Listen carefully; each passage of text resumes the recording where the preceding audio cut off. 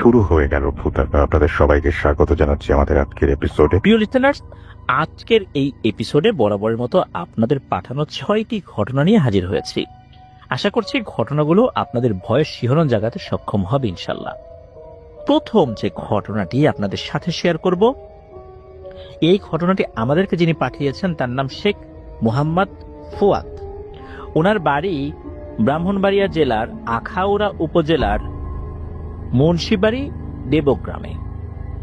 উনি Akhaura Cambrian college থেকে এবার 2025 সালে এইচএসসি পরীক্ষা দিচ্ছেন। উনি যে ঘটনাটি পাঠিয়েছেন, এই ঘটনাটি খুবই স্পর্শকাতর একটি ঘটনা। আর ঘটনাটির বিস্তারিত বিবরণ, কোন জায়গায়, কোন এলাকায়, কোন গ্রামে, কোন পাড়ায়, এবং আরো যে সমস্ত তথ্যগুলো উনি দিয়েছেন, এর কোনো কিছুই বলতে পারছি না। এই জন্য আমি আন্তরিকভাবে দুঃখিত। কেন বলতে পারছি না, ঘটনাটি শোনার পরে বুঝতে পারবেন। কারণ এত কিছু যদি প্রকাশ করা হয়, তাহলে কি ধরনের কনসিকুয়েন্স হতে পারে সেই জায়গাগুলোতে, সেটাও বুঝতে পারবেন। তো চলুন এই বিষয়গুলো গোপন রেখেই ঘটনাটা শুরু করে দিচ্ছি। মূলত এই ঘটনার সাথে দুটো পরিবার সংযুক্ত রয়েছে। এই যে ফুয়াদ ভাই, শুধু ওনার ঠিকানাটা প্রকাশ করতে বলেছেন, এছাড়া অন্য জিনিসগুলো বলছি না। আর শফিক নামে একজনের নাম ব্যবহার করছি। নামটা ছদ্মনাম ব্যবহার করলেও ওনার মূল নামের খুব কাছাকাছি আমি ছদ্মনামটা ব্যবহার করছি। তো উনি বাংলাদেশের রিনাউন্ড একটি বিশ্ববিদ্যালয়ে ম্যাথমেটিক্সে ভর্তি হয়েছিলেন। সময়টা কিন্তু বেশি দিন আগের না, 1 বছর হবে বা তার কিছু সময় আগে হবে। একদম রিসেন্ট ঘটনাই বলতে হবে যদি আমি অন্যান্য ভৌতিক ঘটনার সময়ের সাথে তুলনা করতে চাই। উনি যখন বিশ্ববিদ্যালয়ে ম্যাথমেটিক্সে ভর্তি হন, প্রথম বছর পার করে দ্বিতীয় বর্ষে অর্থাৎ সেকেন্ড ইয়ার উনি উঠেছেন। তো একই বিশ্ববিদ্যালয়ে রসায়ন সাবজেক্টে অধ্যয়নরত আরেকটি মেয়েকে উনি পছন্দ করেন। তো ওনার যেই এলাকা, ওই এলাকাতে ওই মেয়েটারও বাড়ি ছিল, যার কারণে যখন জেনেছেন যে মেয়ের বাড়িটা ওখানে, আরো বেশি করে উনি এই বিষয়টাতে আগ্রহ প্রকাশ করেছেন। ওই মেয়েটার সাথে উনি কথা বলার চেষ্টা করতেন। তবে ওই মেয়েটা এই বিষয়গুলো খুব ভালোভাবে নেয় নাই।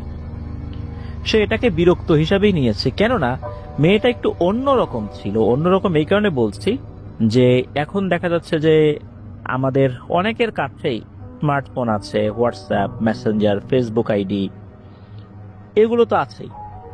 কিন্তু এই মেয়েটার সোশ্যাল মিডিয়াতে কোনো অ্যাকাউন্ট ছিল না। আর সে মোবাইল ফোনটাও ওইভাবে ব্যবহার করতো না। তবে ডিপার্টমেন্টের গুরুত্বপূর্ণ যদি কোনো জিনিস থাকতো, সেটা তার আম্মুর ইমোতে সেটা আসতো, তার বন্ধু বান্ধবরা সেখানেই পাঠাতেন। সে শুধু ইমো অ্যাকাউন্ট ব্যবহার করত, যেটা তার মায়েরই নাম্বার। সে ইচ্ছাকৃতভাবেই মোবাইল ফোন বা এই টাইপের ডিভাইস থেকে বা সোশ্যাল মিডিয়া থেকে দূরে থাকার চেষ্টা করতেন। লেখাপড়ার দিকেই তার আগ্রহটা বেশি ছিল। তো এই যে শফিক ভাই যে ওনাকে এভাবে বারবার বিরক্ত করছেন, এটা উনি ভালোভাবে নেয় নেই। প্রথম দিকে চিন্তা করেছেন যে হয়তোবা ইগনোর করলে ঠিক হয়ে যাবে, কিন্তু না, শফিক ভাই বারবার তাকে কথা বলার জন্য ইন্সপায়ার করেই যাচ্ছিলেন। মেয়েটা একটা পর্যায়ে বিরক্ত হয়ে তার পরিবারের সাথে কথা বলে। তার পরিবার এই শফিক ভাইয়ের পরিবারের সাথে কথা না বলে যে কাজটি করে বসে, সেটা হচ্ছে ওই মেয়েকে দিয়ে থানায় ইফটিজিং এর একটা মামলা করিয়ে বসে।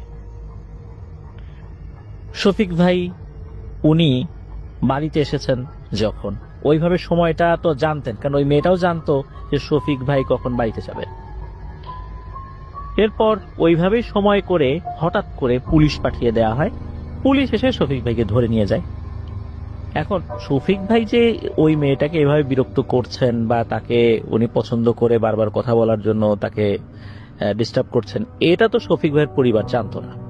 তো ছেলেকে ধরে নিয়ে গেছে পুলিশে। এটা জানার পর দ্রুত শফিক ভাইয়ের মা বাবা, আত্মীয় স্বজন এবং ওই শহরের মেয়রকেও উনি নিয়ে গেছেন, পৌর মেয়রকেও উনি নিয়ে গেছেন থানায়।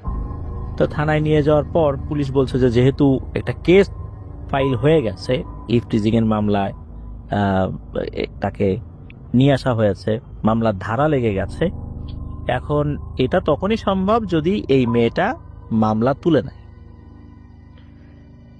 এখন শফিক ভাইয়ের যিনি বাবা, উনি বলছেন যে আমার ছেলে অসম্ভব, এটা করতেই পারে না। পরবর্তীতে ওই মেয়েটা বলছে যে হ্যাঁ সে এটা করেছে, আপনি আপনার ছেলেকে জিজ্ঞেস করেন। তার ছেলেকে জিজ্ঞেস করছে তুই কি ওকে বিরক্ত করিস কিনা। তখন ছেলে বলছে ওকে আমি পছন্দ করি, ওকে আমি এই কারণে বারবার কথা বলার চেষ্টা করছি। এইটা যখন শফিক ভাইয়ের বাবা শুনছেন, তার তো লজ্জায় মাথা হেট হয়ে গেছে। তিনি ওইখানেই তার ছেলেকে বেদম পিটাতে শুরু করছেন। পিটানি দেখে পুলিশরাও গিয়ে বলছেন যে আর মারেন না, ওটা এইভাবে মারেন না, থানার ভিতরে বিষয়টা আসলে অন্যরকম ভাবে হয়ে যাবে, ছেলেকে শাসন করবেন। আমাদের তরফ থেকে আমরা এতটুকু কাজ করতে পারি, সেটা হচ্ছে যে ওকে আমরা কোর্টে চালান করব না, বিশেষ আইনে তাকে কিছুদিন সংশোধনের জন্য কিভাবে রাখা যায় সেই ব্যবস্থাটা আমরা করব। তো কিছুদিন সংশোধনের জন্য পুলিশরা তাদের হেফাজতে রাখেন এবং এর মধ্যে ওই মেয়েটাও দেখলো যে এই বিষয়গুলো নিয়ে বাড়াবাড়ি করলে তার ইউনিভার্সিটির বন্ধু বান্ধবরাও তাকে বিষয়টা আসলে ওইভাবে একসেপ্ট করবে না। তার এই বিষয়টা যে একই বিশ্ববিদ্যালয়ের একজন, তাকে এভাবে মামলা দিলি, সে তো তোর আহামরি কোনো ক্ষতি করে নাই, কথা বলতে গেছে বিরক্ত, একটা সময় ঠিক হয়ে যাইতো, হয়তো মামলা দিয়ে জেলে পাঠালে ছেলেটার জীবনটা তো নষ্ট হয়ে যাবে, ক্যারিয়ার নষ্ট হয়ে যাবে। তো ওই চিন্তা করে মেয়েটাও আর এই বিষয়টা নিয়ে আগায় নাই। এই বিষয়টা এখানে সমাপ্তি হয়ে যায়। কয়েকদিন পর শফিক ভাই উনি বের হয়ে আসেন। বের হয়ে আসার পর আসলে উনি তো একদম ট্রমাটাইজ হয়ে গেছেন যে এরকম একটা ব্যাপার ঘটবে। উনি এটা চিন্তাও করতে পারেন না যে ওই মেয়ে এইভাবে তাকে ইফটিজিং এর মামলা দিয়ে হ্যারাসমেন্ট করবে বা জেলে ঢুকাবে, এরকম তো আসলে উনি ভাবেন নাই। হাই প্রিয় লিসেনার, কেমন আছেন? আশা করি ভালো আছেন। আজকের যে এপিসোডটি সেটি খুব ইন্টারেস্টিং, বিকজ বাছাইকৃত ঘটনাগুলো আমি এখানে শেয়ার করেছি। সবচেয়ে ভয়ানক ঘটনাগুলো হচ্ছে এগুলো, যেন আপনাদের শুনতে ভালো লাগে। তো আমরা বেশি কথা বলবো না, সেটা হচ্ছে আপনি চ্যানেলটি সাবস্ক্রাইব করে আপনার মতামত জানিয়ে দিতে কিন্তু ভুলবেন না, আর মাস্ট একটা লাইক করে দিবেন। তো চলুন আমরা মূল ঘটনায় ফিরে যাই। ধন্যবাদ। উনি চিন্তা করছেন একটা সময় হয়তোবা মেয়েটা তার প্রতি দুর্বল হয়ে পড়বে, এরকম চিন্তা করেছিলেন। তবে তার চিন্তার সম্পূর্ণ উল্টোটা হয়েছে। যখন উনি বের হয়ে আসেন, এরপর নাকি একবার ওই মেয়ের সাথে দেখা হয়েছিল তার চলার পথে। তখন উনি বলেছিলেন যে তোর জীবনটা আমি একদম শেষ করে দিব, যেমনটা তুই আমার সাথে করলি। আমি তো এমন তো কোনো ক্ষতি করি নাই, তুই আমার সম্মান, আমার পরিবারের সম্মান ধুলায় মিশাই দিলি, দেখিস আমি তোরে কি করি। তো এরকমটা কিন্তু বলেছিল তিনি, উনি এটা বলেছেন এবং সেটা শুনেওছে, ওনার সাথে ওই মেয়ের সাথে থাকার লোকজন শুনেওছে। শফিক ভাই উনি যখন বাড়িতে ফেরত আসছেন, ফেরত আসার পর উনি তার মাকে বলেন যে আমার মানসিক অবস্থা ভালো না, আমি চট্টগ্রামে ঘুরতে যাব। তো চট্টগ্রামে ঘুরতে যাবি, ভালো কথা, কার সাথে যাবি? তো শফিক ভাইয়ের এক বন্ধু ছিল, তার বাড়িও চট্টগ্রামে, মানে ওই ইউনিভার্সিটির আর কি, তার সাথে ঘুরতে যাবে। তো শফিক ভাইয়ের মা শফিক ভাইকে 20,000 টাকা দিয়েছেন যেন ভালো করে সুন্দর করে ঘুরে আসতে পারে। আর শফিক ভাইয়ের পরিবারও কিন্তু ওই এলাকার বেশ ধনী একটি পরিবার। ওই এলাকায় যদি 5 জন ধনী ব্যক্তির কথা চিন্তা করা হয়, শফিক ভাইয়ের বাবার নাম আসবে সেখানে। আবার ওই মেয়ের পরিবারও বেশ সম্ভ্রান্ত পরিবার, তারা অতটা ধনী না হলেও বেশ সম্ভ্রান্ত পরিবারই বলতে হবে, কেউ কোনো দিক থেকে কম যায় না। শফিক ভাই কি করেছেন, উনি চট্টগ্রাম চলে গিয়েছেন। চট্টগ্রামে যাওয়ার পর ওই যেই বন্ধুটা, ওই বন্ধুটা তাকে এক তান্ত্রিকের সাথে পরিচয় করায় দেয়। ওই বন্ধুর সাথে আগেই তার সাথে কথা হয়ে গিয়েছিল যে চট্টগ্রামে গিয়ে উনি কি করবেন। তো ওই তান্ত্রিকের কাছে যখন শফিক ভাই গিয়েছেন, যাওয়ার পর ওই তান্ত্রিকের সাথে কথা হয়েছে। তান্ত্রিক বলেছে ঠিক আছে, ওই মেয়েকে তুমি কি ধরনের ক্ষতি করতে চাও?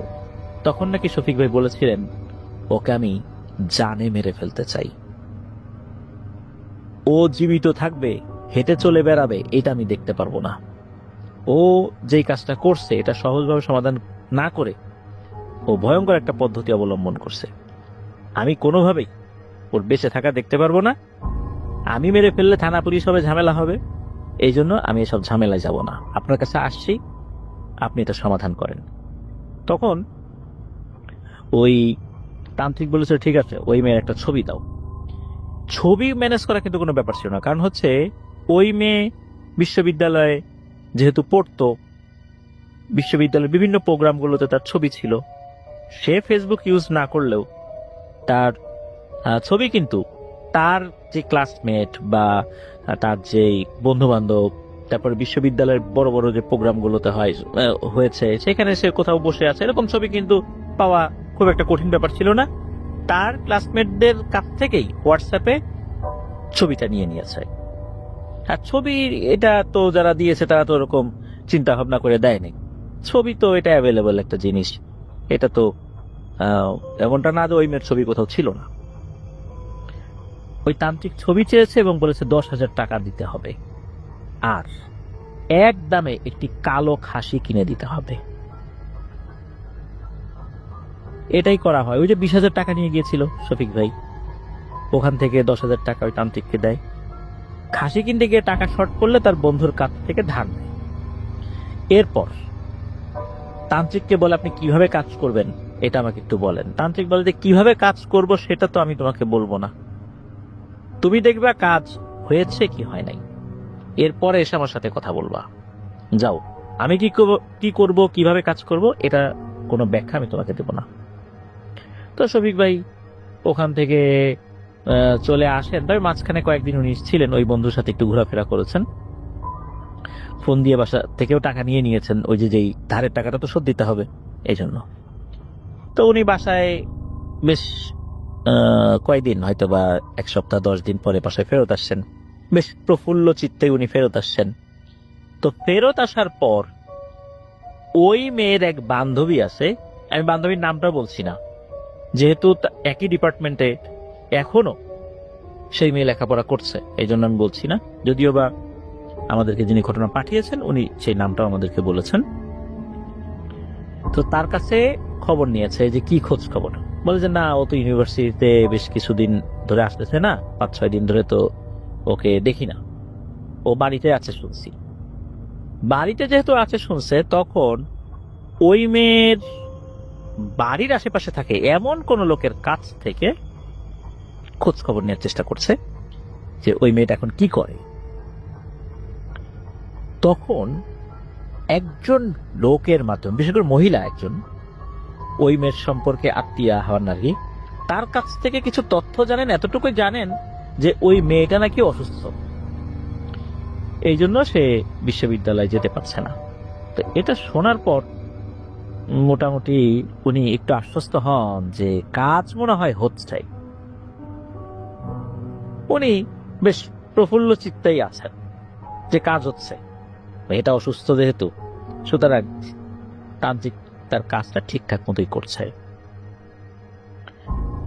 এর কয়েকদিন পর উনি আবারও খোঁজ নেন যে ঘটনাটা কি, কতদূর কাজ গেল। এরপর উনি যখন তথ্য নিয়েছেন কোনো মাধ্যম দিয়ে, এরপর ভয়ঙ্কর কিছু কথা উনি শুনতে পান। উনি জানতে পারেন যে বেশ কয়েকদিন ধরে ওই মেয়ের সাথে বেশ ভয়ঙ্কর কোনো ঘটনা ঘটছে। এক রাত্রে তাকে ঘরে পাওয়া যাচ্ছিল না, বৃষ্টি হচ্ছিল।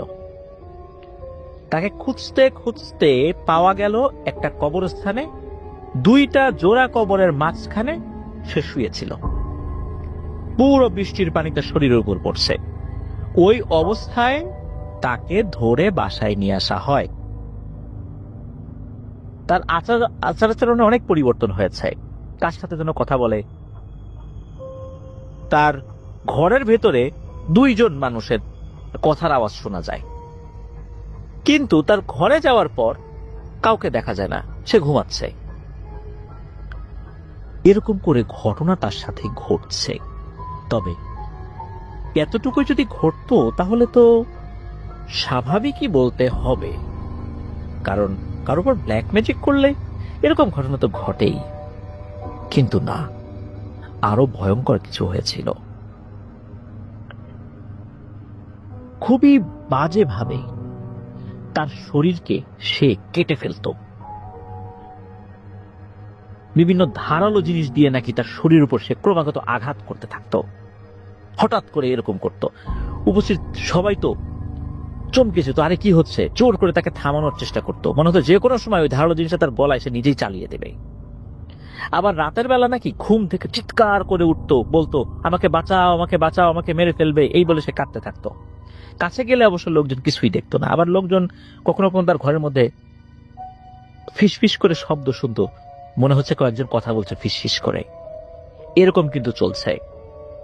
বাড়িতে ফ্রিজে থাকা কাঁচা মাছ মাংস সে খেয়ে ফেলতো সবার সামনে। এদিকে হয়েছে কি, ওই মেয়ের বাবা সে কিন্তু প্যারানরমাল কোনো বিষয় বিশ্বাস করতো না। সে চিন্তা করেছে যে তার মেয়ের মাথায় সমস্যা হয়েছে, ডাক্তার দেখাতে হবে। আর এমন পরিমাণে পাগলামি করছে, এখন পুরো দস্তুর একটা পাগলাগারদে ভর্তি করতে হবে, তাছাড়া এটা স্বাভাবিক হবে না। তো তাকে মানসিক হসপিটালে ভর্তি করানো হবে, এরকমই চিন্তা ভাবনা পরিবার থেকে করেছে। ওই পরিবারে একজন মহিলা আসছে, মেয়েটাকে দেখতেই আসছে, যে যখন শুনেছে মেয়েটা অসুস্থ। তো ওই মহিলার সাথে আবার একটা বাচ্চা আছে, বাচ্চার বয়সটা 3-4 বছর হবে। তো যখন ওই মেয়েটাকে দেখতে গিয়েছে, দেখেছে সে তখন একটু স্বাভাবিক আছে আর কি। তখন পরিবারের অন্য সদস্যের সাথে ওই ভদ্র মহিলা কথা বলছেন। এদিকে ওনার সাথে থাকা ওই বাচ্চাটা কি হয়েছে, সে হাঁটতে হাঁটতে ওই মেয়েটার ঘরের দিকে চলে গেছে। এরপর প্রচন্ড জোরে একটা চিৎকার করেছে ওই বাচ্চা মেয়েটা। তার চিৎকারে অন্যরা যখন ঢুকেছে ওই ঘরটাতে, গিয়ে দেখে ভয়ঙ্কর একটা অবস্থা।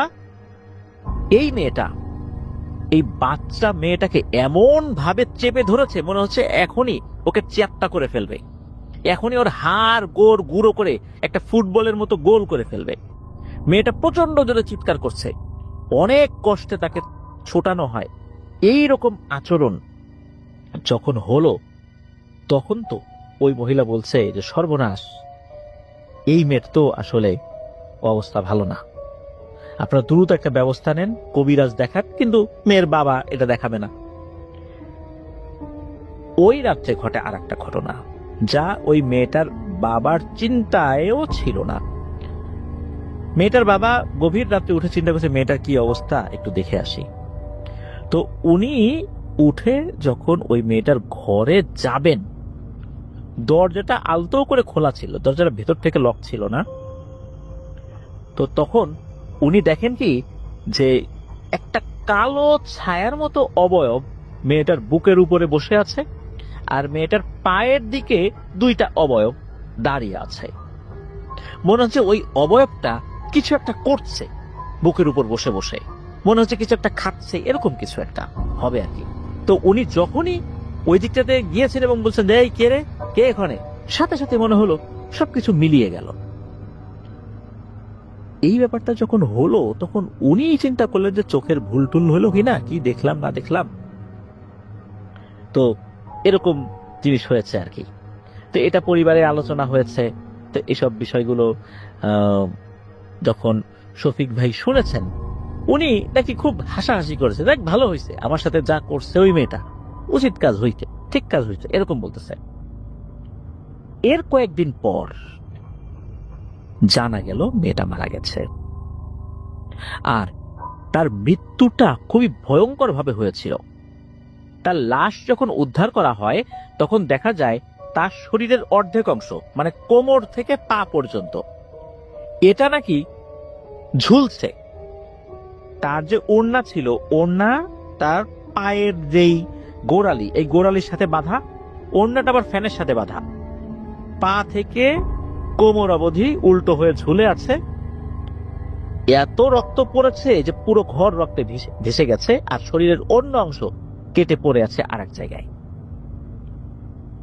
এইরকম ভাবে সে মারা যায়। কে মারল? কিন্তু দেখা গেল যে এটা সে নিজেই নিজেকে নাকি হত্যা করেছে, কারণ সে নিজেই নাকি নিজেকে 2 টুকরো করে ফেলেছে ধারালো একটা জিনিস দিয়ে। কিন্তু এটা কিভাবে সম্ভব?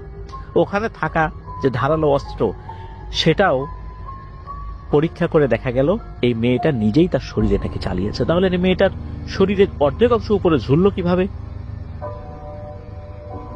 পরিবারে যদি এই ধরনের একটা মৃত্যু হয়, এরকম নৃশংস মৃত্যু হয়, তাহলে কোনো পরিবারের কি স্বাভাবিক থাকা সম্ভব? কোনো মা বাবার কি স্বাভাবিক থাকা সম্ভব? সম্ভব নয়।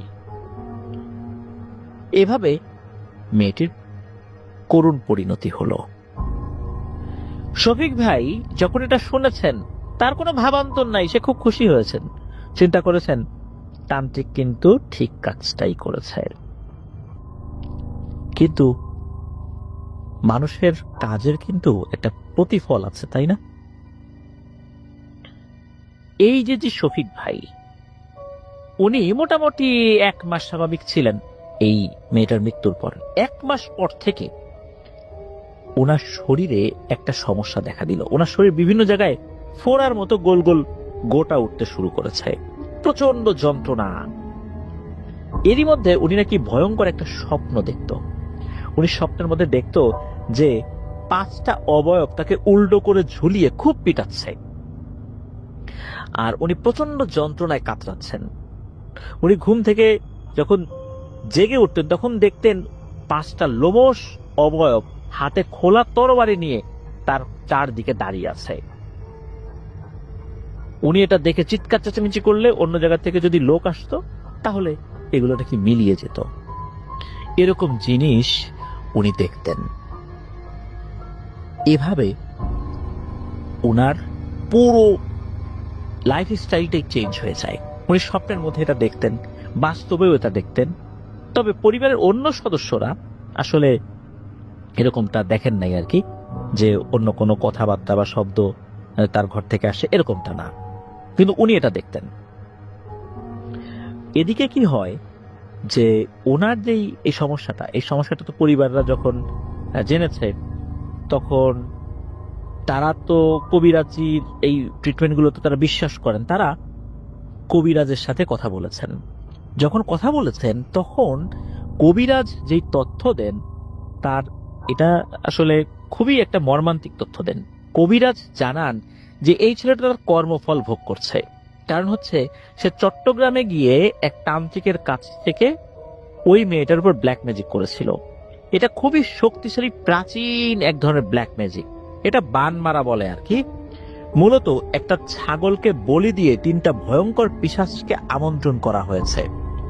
আর এই কাজ করার জন্য শকুনের মাথার অংশ, 5 প্রজাতির পাখির হৃৎপিণ্ড, একটি পুতুল এবং একটি চড়ুই পাখি দিয়ে এই ব্ল্যাক ম্যাজিকটা করা হয়েছে।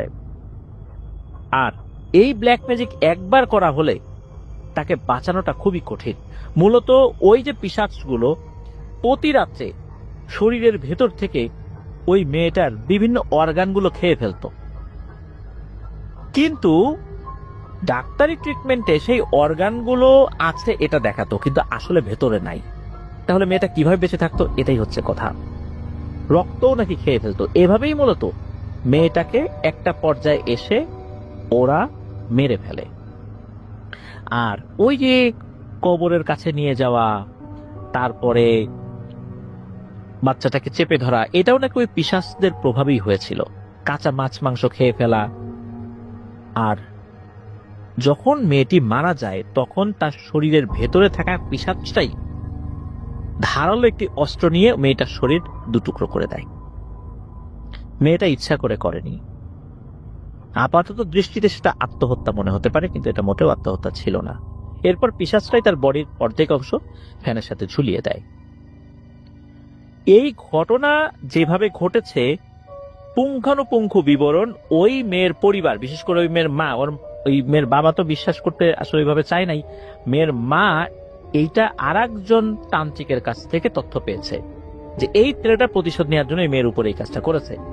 এই কারণেই তার মা তার মেয়ে হত্যার প্রতিশোধ নেয়ার জন্য শফিক ভাইয়ের উপরে ব্ল্যাক ম্যাজিক করেছে।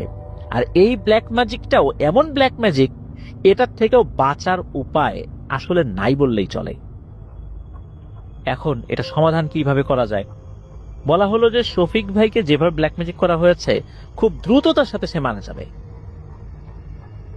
এখন শফিক ভাইয়ের মা উনি চিন্তা করলেন ছেলেটাকে তো বাঁচাতে হবে, কোন তান্ত্রিকের কাছ থেকে এই ব্ল্যাক ম্যাজিকটা করা হয়েছে, কোনোভাবে সেটা কাটানো যায় কিনা, এটার কোনো তথ্য উনি উদ্ঘাটন করতে পারেন কিনা, কোনোভাবে ওই মেয়েটার মার কাছে গিয়ে মাপটা চেয়ে আসা যায় কিনা। এই জন্য শফিক ভাইয়ের মা যখন খবর নিলেন, জানা গেল যে ওই মেয়েটার মা বাবা তারা ওই এলাকা ছেড়ে অন্য জায়গা চলে গেছেন, হয়তো বা ঢাকা বা অন্য কোনো জায়গায় চলে গেছেন বা দেশের বাইরেই চলে গেছেন।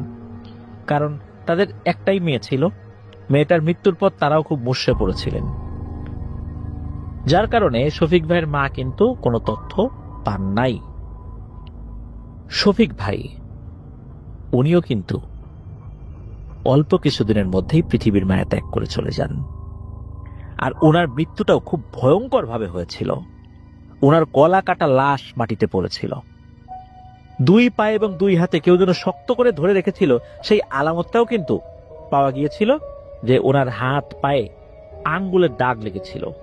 আর গলাটা এমন ভাবে কাটা হয়েছে মনে হচ্ছে কোনো মসৃণ ছুরি দিয়ে, ধারালো ছুরি দিয়ে এমন ভাবে কেটেছে যে একদম দাগগুলো মনে হচ্ছে যে এক কোপে মাথাটা আলাদা করা হয়েছে, খুবই ধারালো কোনো কিছু দিয়ে আলাদা করা হয়েছে। আসলে এই শফিক ভাইয়ের মৃত্যুটা যেভাবে হয়েছিল, ওই মেয়ের মা চেয়েছিল যেভাবে তার মেয়েকে দ্বিখণ্ডিত অবস্থায় উনি দেখেছেন, শফিক ভাইয়ের দেহটাও যেন ওইভাবে দ্বিখণ্ডিত অবস্থাতেই থাকে, এমন ভাবেই যেন ব্ল্যাক ম্যাজিকটা করা হয়। আর সেভাবেই করা হয়েছিল। এইভাবেই শফিক ভাইয়েরও করুণ পরিণতি ঘটে। প্রিয় লিসেনার্স, দেখলেন যে কোনো কিছু অতিরিক্ত মাত্রায় ভালো না। শফিক ভাই যেভাবে ওই মেয়েটাকে ডিস্টার্ব করছিলেন, এটাও আসলে অতিরিক্ত হয়ে গিয়েছিল। ওনার পরিবার বা ওনার যে অবস্থান, ওনার যে ব্যক্তিত্ব, তার সাথে এটা আসলে যায় নাই। কিন্তু এই বিষয়টা পারিবারিকভাবে সুরাহা না করে ওই মেয়ের মা বাবা যেটা করেছে, ওই মেয়েকে দিয়ে থানায় জিডি করিয়ে মামলা করিয়ে শফিক ভাইকে জেল হাজতে ভরেছে, মানে থানা হাজতে ভরেছে আর কি। তো এটা করতে গিয়ে শফিক ভাইকে খেপিয়ে দেয়। শফিক ভাইও উনি তান্ত্রিকের কাছে গিয়ে এই বান মেরে বসেন ওই মেয়েটাকে, যার ফলশ্রুতিতে মেয়েটাও মারা যায়। আর প্রতিহিংসার জায়গা থেকে মূলত উনি কাজটি করেছিলেন, আর প্রতিশোধের জায়গা থেকে মেয়েটির মা শফিক ভাইয়ের উপরে মরণ বান মেরেছিলেন। এভাবেই দুটো জীবনের সমাপ্তি ঘটে, দুটো পরিবারও একদম শেষ হয়ে যায়। এটা কিন্তু খুব বেশি দিন আগের ঘটনা নয়, 2024 সালের ঘটনা। আমি জায়গার নাম বলি নাই। প্রিয় লিসেনার্স, আপনারা নিশ্চয়ই বুঝতে পেরেছেন যে কেন আমি আর ডিটেলসে বললাম না, শুধু শফিক ভাইয়ের নাম বললাম। ওই মেয়েটার নামও বলেছে, মেয়েটার বান্ধবীর নামও বলেছে, ওই মেয়েটার ডিটেলস এবং শফিক ভাইয়ের ডিটেলস আমাকে বলেছে, কিন্তু সঙ্গত কারণে সেটা বলতে পারছি না। কারণ এটা বললে ওনাদের পরিবারের মধ্যে আরো বড় ধরনের কিছু সমস্যা দেখা দেবে, যেটা আসলে ভালো কিছু বয়ে আনবে না। এজন্যই মূলত আমরা ডিটেলসে এখানে গেলাম না, শুধু যিনি ঘটনা পাঠিয়েছেন তার তথ্যগুলোই আমরা প্রকাশ করেছি। প্রিয় লিসেনার্স, আল্লাহ আমাদেরকে হেফাজত করুন। অনেক বিষয়ের সমাধান আলোচনার মাধ্যমে করা যায়, সেগুলো না করে যদি মানুষকে আমরা শত্রু বানিয়ে ফেলি, তাহলে কিন্তু সেই মানুষগুলো প্রতিহিংসার বশবর্তী হয়ে বা প্রতিশোধের নেশায় আমাদেরও ক্ষতি করে ফেলতে পারে। আর এই ধরনের ক্ষতি যদি কেউ করে, তার ইহকাল পরকাল দুই কালই বরবাদ হয়ে যাবে। আর কেউ যদি করে নেশায়, তাকেও অন্য কেউ করার চেষ্টা করবে, যে করার চেষ্টা করবে তারও ইহকাল পরকাল বরবাদ হয়ে যাবে। আল্লাহ তাআলা আমাদেরকে ধৈর্য ধারণ করে তৌফিক দান করুন, আর এই ধরনের বিপদ আপদ থেকেও আল্লাহ হেফাজত করুন। আমি আসলে কাকে কি বলবো, বিশেষ করে ওই মেয়েটা, তার জন্য খারাপ লাগছে। কারণ তার যে খুব বেশি বয়স হয়েছিল তা তো না, বিশ্ববিদ্যালয়ের সেকেন্ড ইয়ারে পরে, ইন্টারমিডিয়েট পাস করার পরে ভর্তি হয়েছে, সেটা তার পরিবার দ্বারা কনভিন্সড। কারণ যে মেয়ে সোশ্যাল মিডিয়াতে অ্যাক্টিভ না, ফোন ওভাবে ব্যবহার করে না, সেটা তার পরিবারের কথাই শোনে, তাই পরিবারের কথাই কিন্তু সেই কাজটি করেছিল। তার পরিণতি কি বরণ করতে হলো তাকে। এই ধরনের সমস্যাগুলোতে তো আইন আদালতের মাধ্যমে সুরাহা করা সম্ভব নয়। কেউ যদি ব্ল্যাক ম্যাজিক করে মামলা করা তো যায় না, এর কোনো প্রমাণ থাকে না। ওই মেয়ের পরিবার কিন্তু মামলা করতে চেয়েছিল, কিন্তু এগুলো তো প্রমাণ নাই। এই কারণেই পরবর্তীতে প্রতিশোধের নেশায়, মেয়ে হত্যার প্রতিশোধ নেয়ার জন্যই ওনারা এই পথ বেছে নিয়েছিলেন। এখন যার ঘটনা আপনাদের সাথে শেয়ার করব, উনি এর আগেও আমাদেরকে ঘটনা পাঠিয়েছেন। উনি একজন রেমিটেন্স যোদ্ধা ভাই। ওনার নাম মোহাম্মদ আশিক মন্ডল। ওনার বাড়ি আমার যে জেলা রাজবাড়িতে, আর ওনার মূল যেই গ্রামটা সেটা হচ্ছে রাজবাড়ী জেলার গোয়ালন্দ উপজেলার ছোট ভাকলা ইউনিয়নের চর বরাত নামক গ্রামে। উনি এর আগে একটি ঘটনা পাঠিয়েছিলেন, সেই ঘটনাটার নাম ছিল জিনের শর্ত। ঘটনাটি উনি ওনার যে ফ্রেন্ড সার্কেল যারা আছেন তাদেরকে শুনিয়েছেন, এছাড়া অনেককেই শুনিয়েছেন। তো শোনার পর ওনার বন্ধুদের মধ্যে একজন বন্ধু, যার নাম হচ্ছে রাব্বি, সে তার নিজের ভাইয়ের সাথে ঘটে যাওয়া একটি ঘটনা বলেছে। আর এই ঘটনাটি যেন আপনাদের ওয়ার্ল্ডে শেয়ার করা হয়, এই জন্যই মূলত উনি ঘটনাটি এই আশিক মন্ডল ভাইকে দিয়েছিলেন। চলুন ঘটনায় চলে যাই। তো এই যে রাব্বি, ওদের বাসা কিন্তু এই চর বরাটেই, আশিক মন্ডল ভাইদের থেকে একটু দূরে। আর ঘটনাটি এখন থেকে 7 থেকে 8 বছর আগে ঘটেছিল, 2017 সাল 16 সাল এরকম আর কি।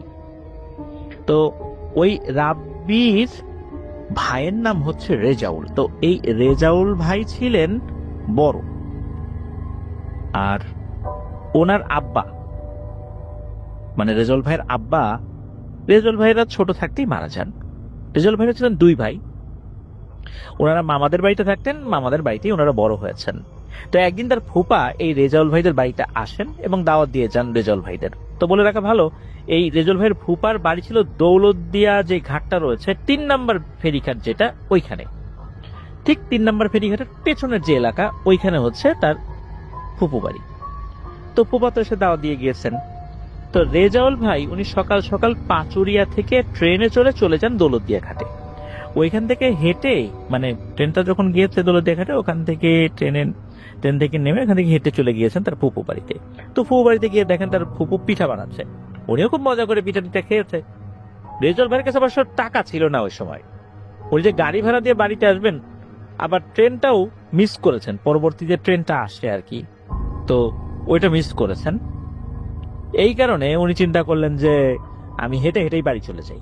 হ্যাঁ, সময় লাগবে কিন্তু যাওয়া যাবে। উনি দ্রুত চলে আসার জন্য ভেতর দিক দিয়ে যে রাস্তাগুলো রয়েছে ওই রাস্তা ধরেন। তো একটা জায়গা রয়েছে কাওয়াদানি নামক একটা জায়গা, তো ওই কাওয়াদানি হয়ে আসলে অনেক তাড়াতাড়ি চলে আসা যাবে। তো হেঁটে আসছে, তখন দুপুরবেলা। উনি হেঁটে হেঁটে বাড়িতে আসতে থাকেন। তো কাওয়াদানির গ্রাম শেষ করে একটা বাগান, তারপর ছোট নদী। এই ছোট নদীটা পার হয়ে 5 মিনিট হাঁটলেই বাড়িতে চলে আসা যায়। তো ওই জায়গাটা ছিল চর এলাকা, বসত বাড়ি তেমন একটা ছিল না। তো কাওয়াদানি শেষ করে বিশাল মাঠ, মাঠের মাঝে কয়েকটা খই গাছ ছিল। এই খই গাছ হলো জিলাপির যে প্যাচ, ওরকম জিলাপির প্যাচের মতো একটা ফল আছে, দেখতে খইয়ের মতো হয়, খুব ভালো একটা ফল। তো রেজাউল ভাই একাই হেঁটে আসছিলেন। তো দূর থেকে দেখেন একজন বৃদ্ধ লোক পাঞ্জাবি পরা খই গাছের নিচে দাঁড়িয়ে তাকে ডাকছে। এখন দিনের বেলা গিয়েছেন, তো রেজাউল ভাই তার কাছে গিয়েছেন। যাওয়ার পর রেজাউল ভাইকে ওই লোকটা বলছেন যে কি মনা কোহানে যাও, লোকাল ভাষায় আর কি, কি মনা কোহানে যাও। তো রেজাউল ভাই বলেন আমি তো বাড়িতে যাব। তখন বলছে তোমার বাড়ি কনে? তখন উনি বলেন যে বাড়ি পাচুরিয়াতে, চর বরাটে। ওই লোক বলে আরে আমি তো ওইদিকে যাব, চলো একসাথে যাই। একসাথে হাঁটা শুরু করলেও ওই যে বৃদ্ধ লোকটা, সে কিন্তু রেজাউল ভাইয়ের কাছ থেকে কিছুটা দূরত্বে থেকেই সামনে হাঁটতে থাকেন, আর রেজাউল ভাই কিছুটা পেছনে পেছনে। তো হাঁটতে হাঁটতে একটা বাগান আছে, ওই বাগানের কাছে আসতেই রেজাউল ভাই কয়েক সেকেন্ডের জন্য অন্যদিকে তাকিয়েছেন কি মনে করে। এরপর সামনে তাকিয়ে দেখেন যে ওই বৃদ্ধটা নাই। চারপাশে খুঁজেও তাকে পাওয়া গেল না। চিন্তা করেন মুরব্বী মানুষ কোথায় গেল, সামনে তো ছিল। চিন্তা করেন হয়তো বাগানের মধ্যে ঢুকে গেছে, ভেতরে গেলে তাকে দেখা যাবে। আর ওই বাগানের গাছগুলো কিন্তু ছোট ছোট ছিল, বড় না, আবার ঘন জঙ্গল এরকম না। তো রেজাউল ভাই উনি যখন বাগানের মধ্যে গিয়েছেন, সেখানে গিয়েও কাউকে দেখতে পান না।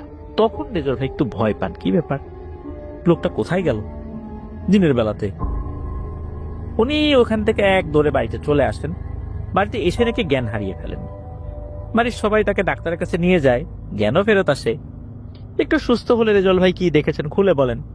এখন ভয় পেলে গ্রামের মানুষ যা করে আর কি, ওই লোহা আগুনে পুড়িয়ে লাল করে পানির মধ্যে ডুবিয়ে সেই পানি খাওয়ানো, তো এভাবে চলে যায়। আর লোকজন বলে, আরে দিন দুপুর বেলা তুই কি থেকে কি দেখছিস, ওটা মানুষই হবে, ওটা ভূত টুত হবে না, তুই তো রাতের বেলা আসিস নেই, হয়তো অন্য কোনো দিক চলে গেছে, এই আর কি। তো রেজল ভাই কিন্তু উনি ছোট মানুষ ছিলেন না, ওনার বয়স মোটামুটি 25-26 হয়ে গেছে। তো রেজল ভাইকে বিয়ে দেওয়ার জন্য রেজল ভাইয়ের মামারা মেয়ে দেখছিলেন। মেয়ে দেখাও শেষ, বিয়েও হয়ে যায়। তো বিয়ের দিন সন্ধ্যার সময় রেজল ভাই ওয়াশরুমে গিয়েছেন। ওয়াশরুম থেকে বের হয়ে দেখেন ওই যে যেই বৃদ্ধ লোকটা যাকে কিছুদিন আগে দেখেছিলেন, ওই লোকটা তার সামনে দাঁড়িয়ে আছে। তবে এই লোকটার এখনকার উচ্চতা আর আগের উচ্চতা এক না। ওই লোকটার এখনকার উচ্চতা প্রায় 7-8 ফুট লম্বা, আগের উচ্চতা থাকে তাহলে কত লম্বা হতে পারে।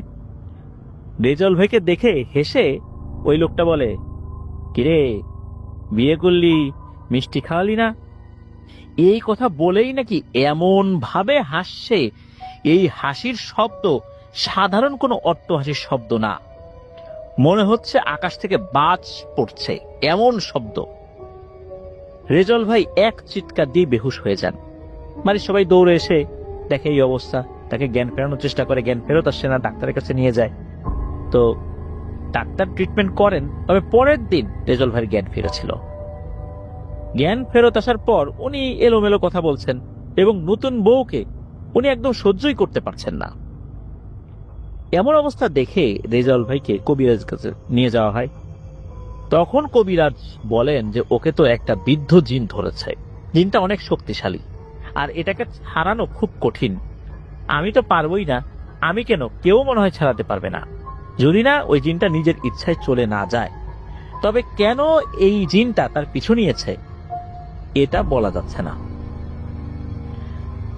হুজুর কিছু ওই কবিরাজ কিছু তদবির দিয়ে দেন, বলেন যে আল্লাহ চান তো জিনটা ওর থেকে দূরে সরে থাকবে, তবে সমস্যা রয়ে যাবে, এটাও বলে দেন তিনি। মোটামুটি 2-3 মাসের মধ্যে তেমন কোনো সমস্যা ছাড়াই রেজল ভাই দিব্যি অন্যান্য কাজকর্ম পরিচালনা করছিলেন। ঘটনা এরপর শুরু হয় তার ভাইয়ের সাথে। তো রেজল ভাইয়ের নাম হচ্ছে শহীদ। শহীদ ছিল তার বাবা মায়ের একমাত্র সন্তান। তো এখানে ভাই বলছি কিন্তু আপন ভাই না, মামাতো ভাই, ফুফাতো ভাই, এরকম ভাই আর কি। তো এই শহীদ ছিল তার মা বাবার একমাত্র সন্তান। শহীদ নিয়মিত সালাত আদায় করতেন, এক কথায় অসাধারণ একটা ছেলে ছিল, সবাই ওর প্রশংসা করত। তো পাশের গ্রামে এক হিন্দু বাড়িতে দাওয়াত খাওয়ার জন্য শহীদ গিয়েছিল। তো দাওয়াত খেয়ে আসার সময় ওই বাড়ি থেকে যখন বের হয়েছেন আর কি, আসার পথে একটা মিষ্টির দোকান পড়ে। তো তার মায়ের জন্য কিছু মিষ্টি কিনে নিয়ে এসেছে। তো প্রতিমধ্যে কিন্তু একটা বিশাল বাঁশঝাড় এবং ছোট্ট একটা পুকুর পড়ে। তো অনেক আগে থেকে শুনে আসছে ওই বাঁশঝাড়ে ভয়ানক কিছু আছে, কিন্তু কেউ কখনো ওভাবে ভয় পায় না, হালকা পাতলা ভয়টা কেউ পেয়েছে। তো শহীদ মিষ্টি নিয়ে যখন ওই বাঁশঝাড়ের নিচ দিয়ে যাচ্ছিল, তখনই একরকম গরম বাতাস তার শরীরে লাগে। শরীরটা একটু খারাপ লাগে। তারপর শহীদ বাড়িতে চলে আসে। শহীদ বাড়িতে গিয়ে ঘুমিয়ে পড়ে। ঘুম থেকে উঠে তার মায়ের জন্য আনা মিষ্টি সে মাকে না দিয়ে নিজেই সব খেয়ে ফেলে, আবার ঘুমিয়ে পড়ে। পরবর্তীতে ঘুম থেকে উঠে শহীদ তার মাকে বলে, ও মা, তোমার জন্য মিষ্টি আনছি, ওগুলো খাও নাই? শহীদের মা অবাক হয়ে বলে, আরে তুই মিষ্টি আনছিস, তুই তো ঘুম থেকে উঠে নিজেই খেয়ে ফেললি, আবার ঘুমাই গেলি। শহীদ অবাক হয়ে বলে, কি বলো, আমি তো কোনো মিষ্টি খাইনি, আমি তো মিষ্টি আনছি তোমার জন্য। শহীদের মা বলে, আরে তুই তো খাইছিস, আমার সামনেই খেলি, আমি তো দেখলাম, আর তুই খাইছিস, আমার খাওয়া হয়ে গেছে, এটা নিয়ে তোর চিন্তা করার দরকার নেই। শহীদ তো অবাক হয়ে যায়, সে মিষ্টি খেলো কখন, তার তো আর মনে পড়ে না। ওই দিন রাত থেকে শুরু হয়ে যায় কিছু অস্বাভাবিক ব্যাপার শহীদের সাথে ঘটা। শহীদ বেশ এলোমেলো কথাবার্তা বলতে থাকেন, এই হাসে, এই কাঁদে, মেয়েদের মতো করে অঙ্গভঙ্গি করে, মেয়েদের মতো করে কথা বলতে থাকে, ঘরে থাকতে চায় না। কোনোভাবে রাতটা পার করা হয় আর কি। এরপর শহীদকে নিয়ে যাওয়া হয় একটা মাদ্রাসার হুজুরের কাছে। তো হুজুর ঝাড়ফুঁক করে দেন, মোটামুটি কয়েকদিন ভালো থাকে, আবার একই সমস্যা শুরু হয়। শহীদ একবার পানিতে নামলে শুধু গোসল করে, ডুব দেয়, পানি থেকে উঠতেছে না, ঘন্টার পর ঘন্টা চলে, সে পানি থেকে কোনোভাবে উঠবে না, মানুষ দিয়ে ধরিয়ে তাকে উঠাতে হতো। তো একদিন রাত্রে সে ওই যে এই হাসি এই কান্না এরকম শুরু করেছে। আর ওই দিন শহীদের মামা ঢাকা থেকে বাড়িতে এসেছিল। এরকম চিল্লাপাল্লা শুনে তার তো ঘুম ভেঙে যায়। গিয়ে দেখে শহীদ এমন করছে, মামা তো ভীষণ রেগে যায়।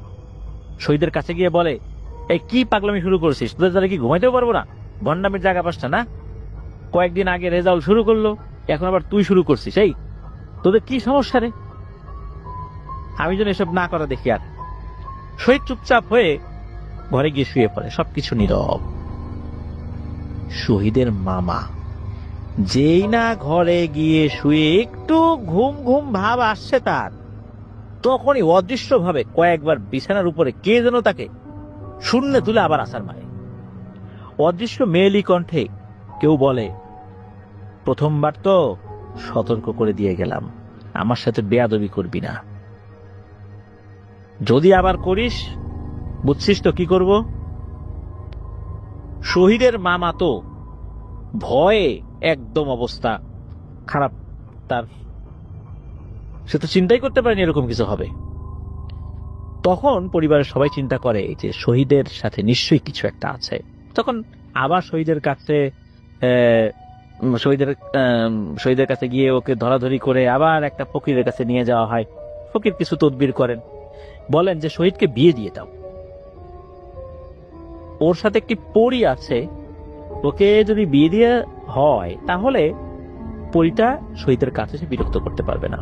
খুব দ্রুততার সাথে শহীদকে বিয়ে দেওয়া হয়। আস্তে আস্তে শহীদের সমস্যাটাও কমতে থাকে। কিন্তু ওই যে রেজাউল, এর সমস্যা আবার বাড়তে থাকে।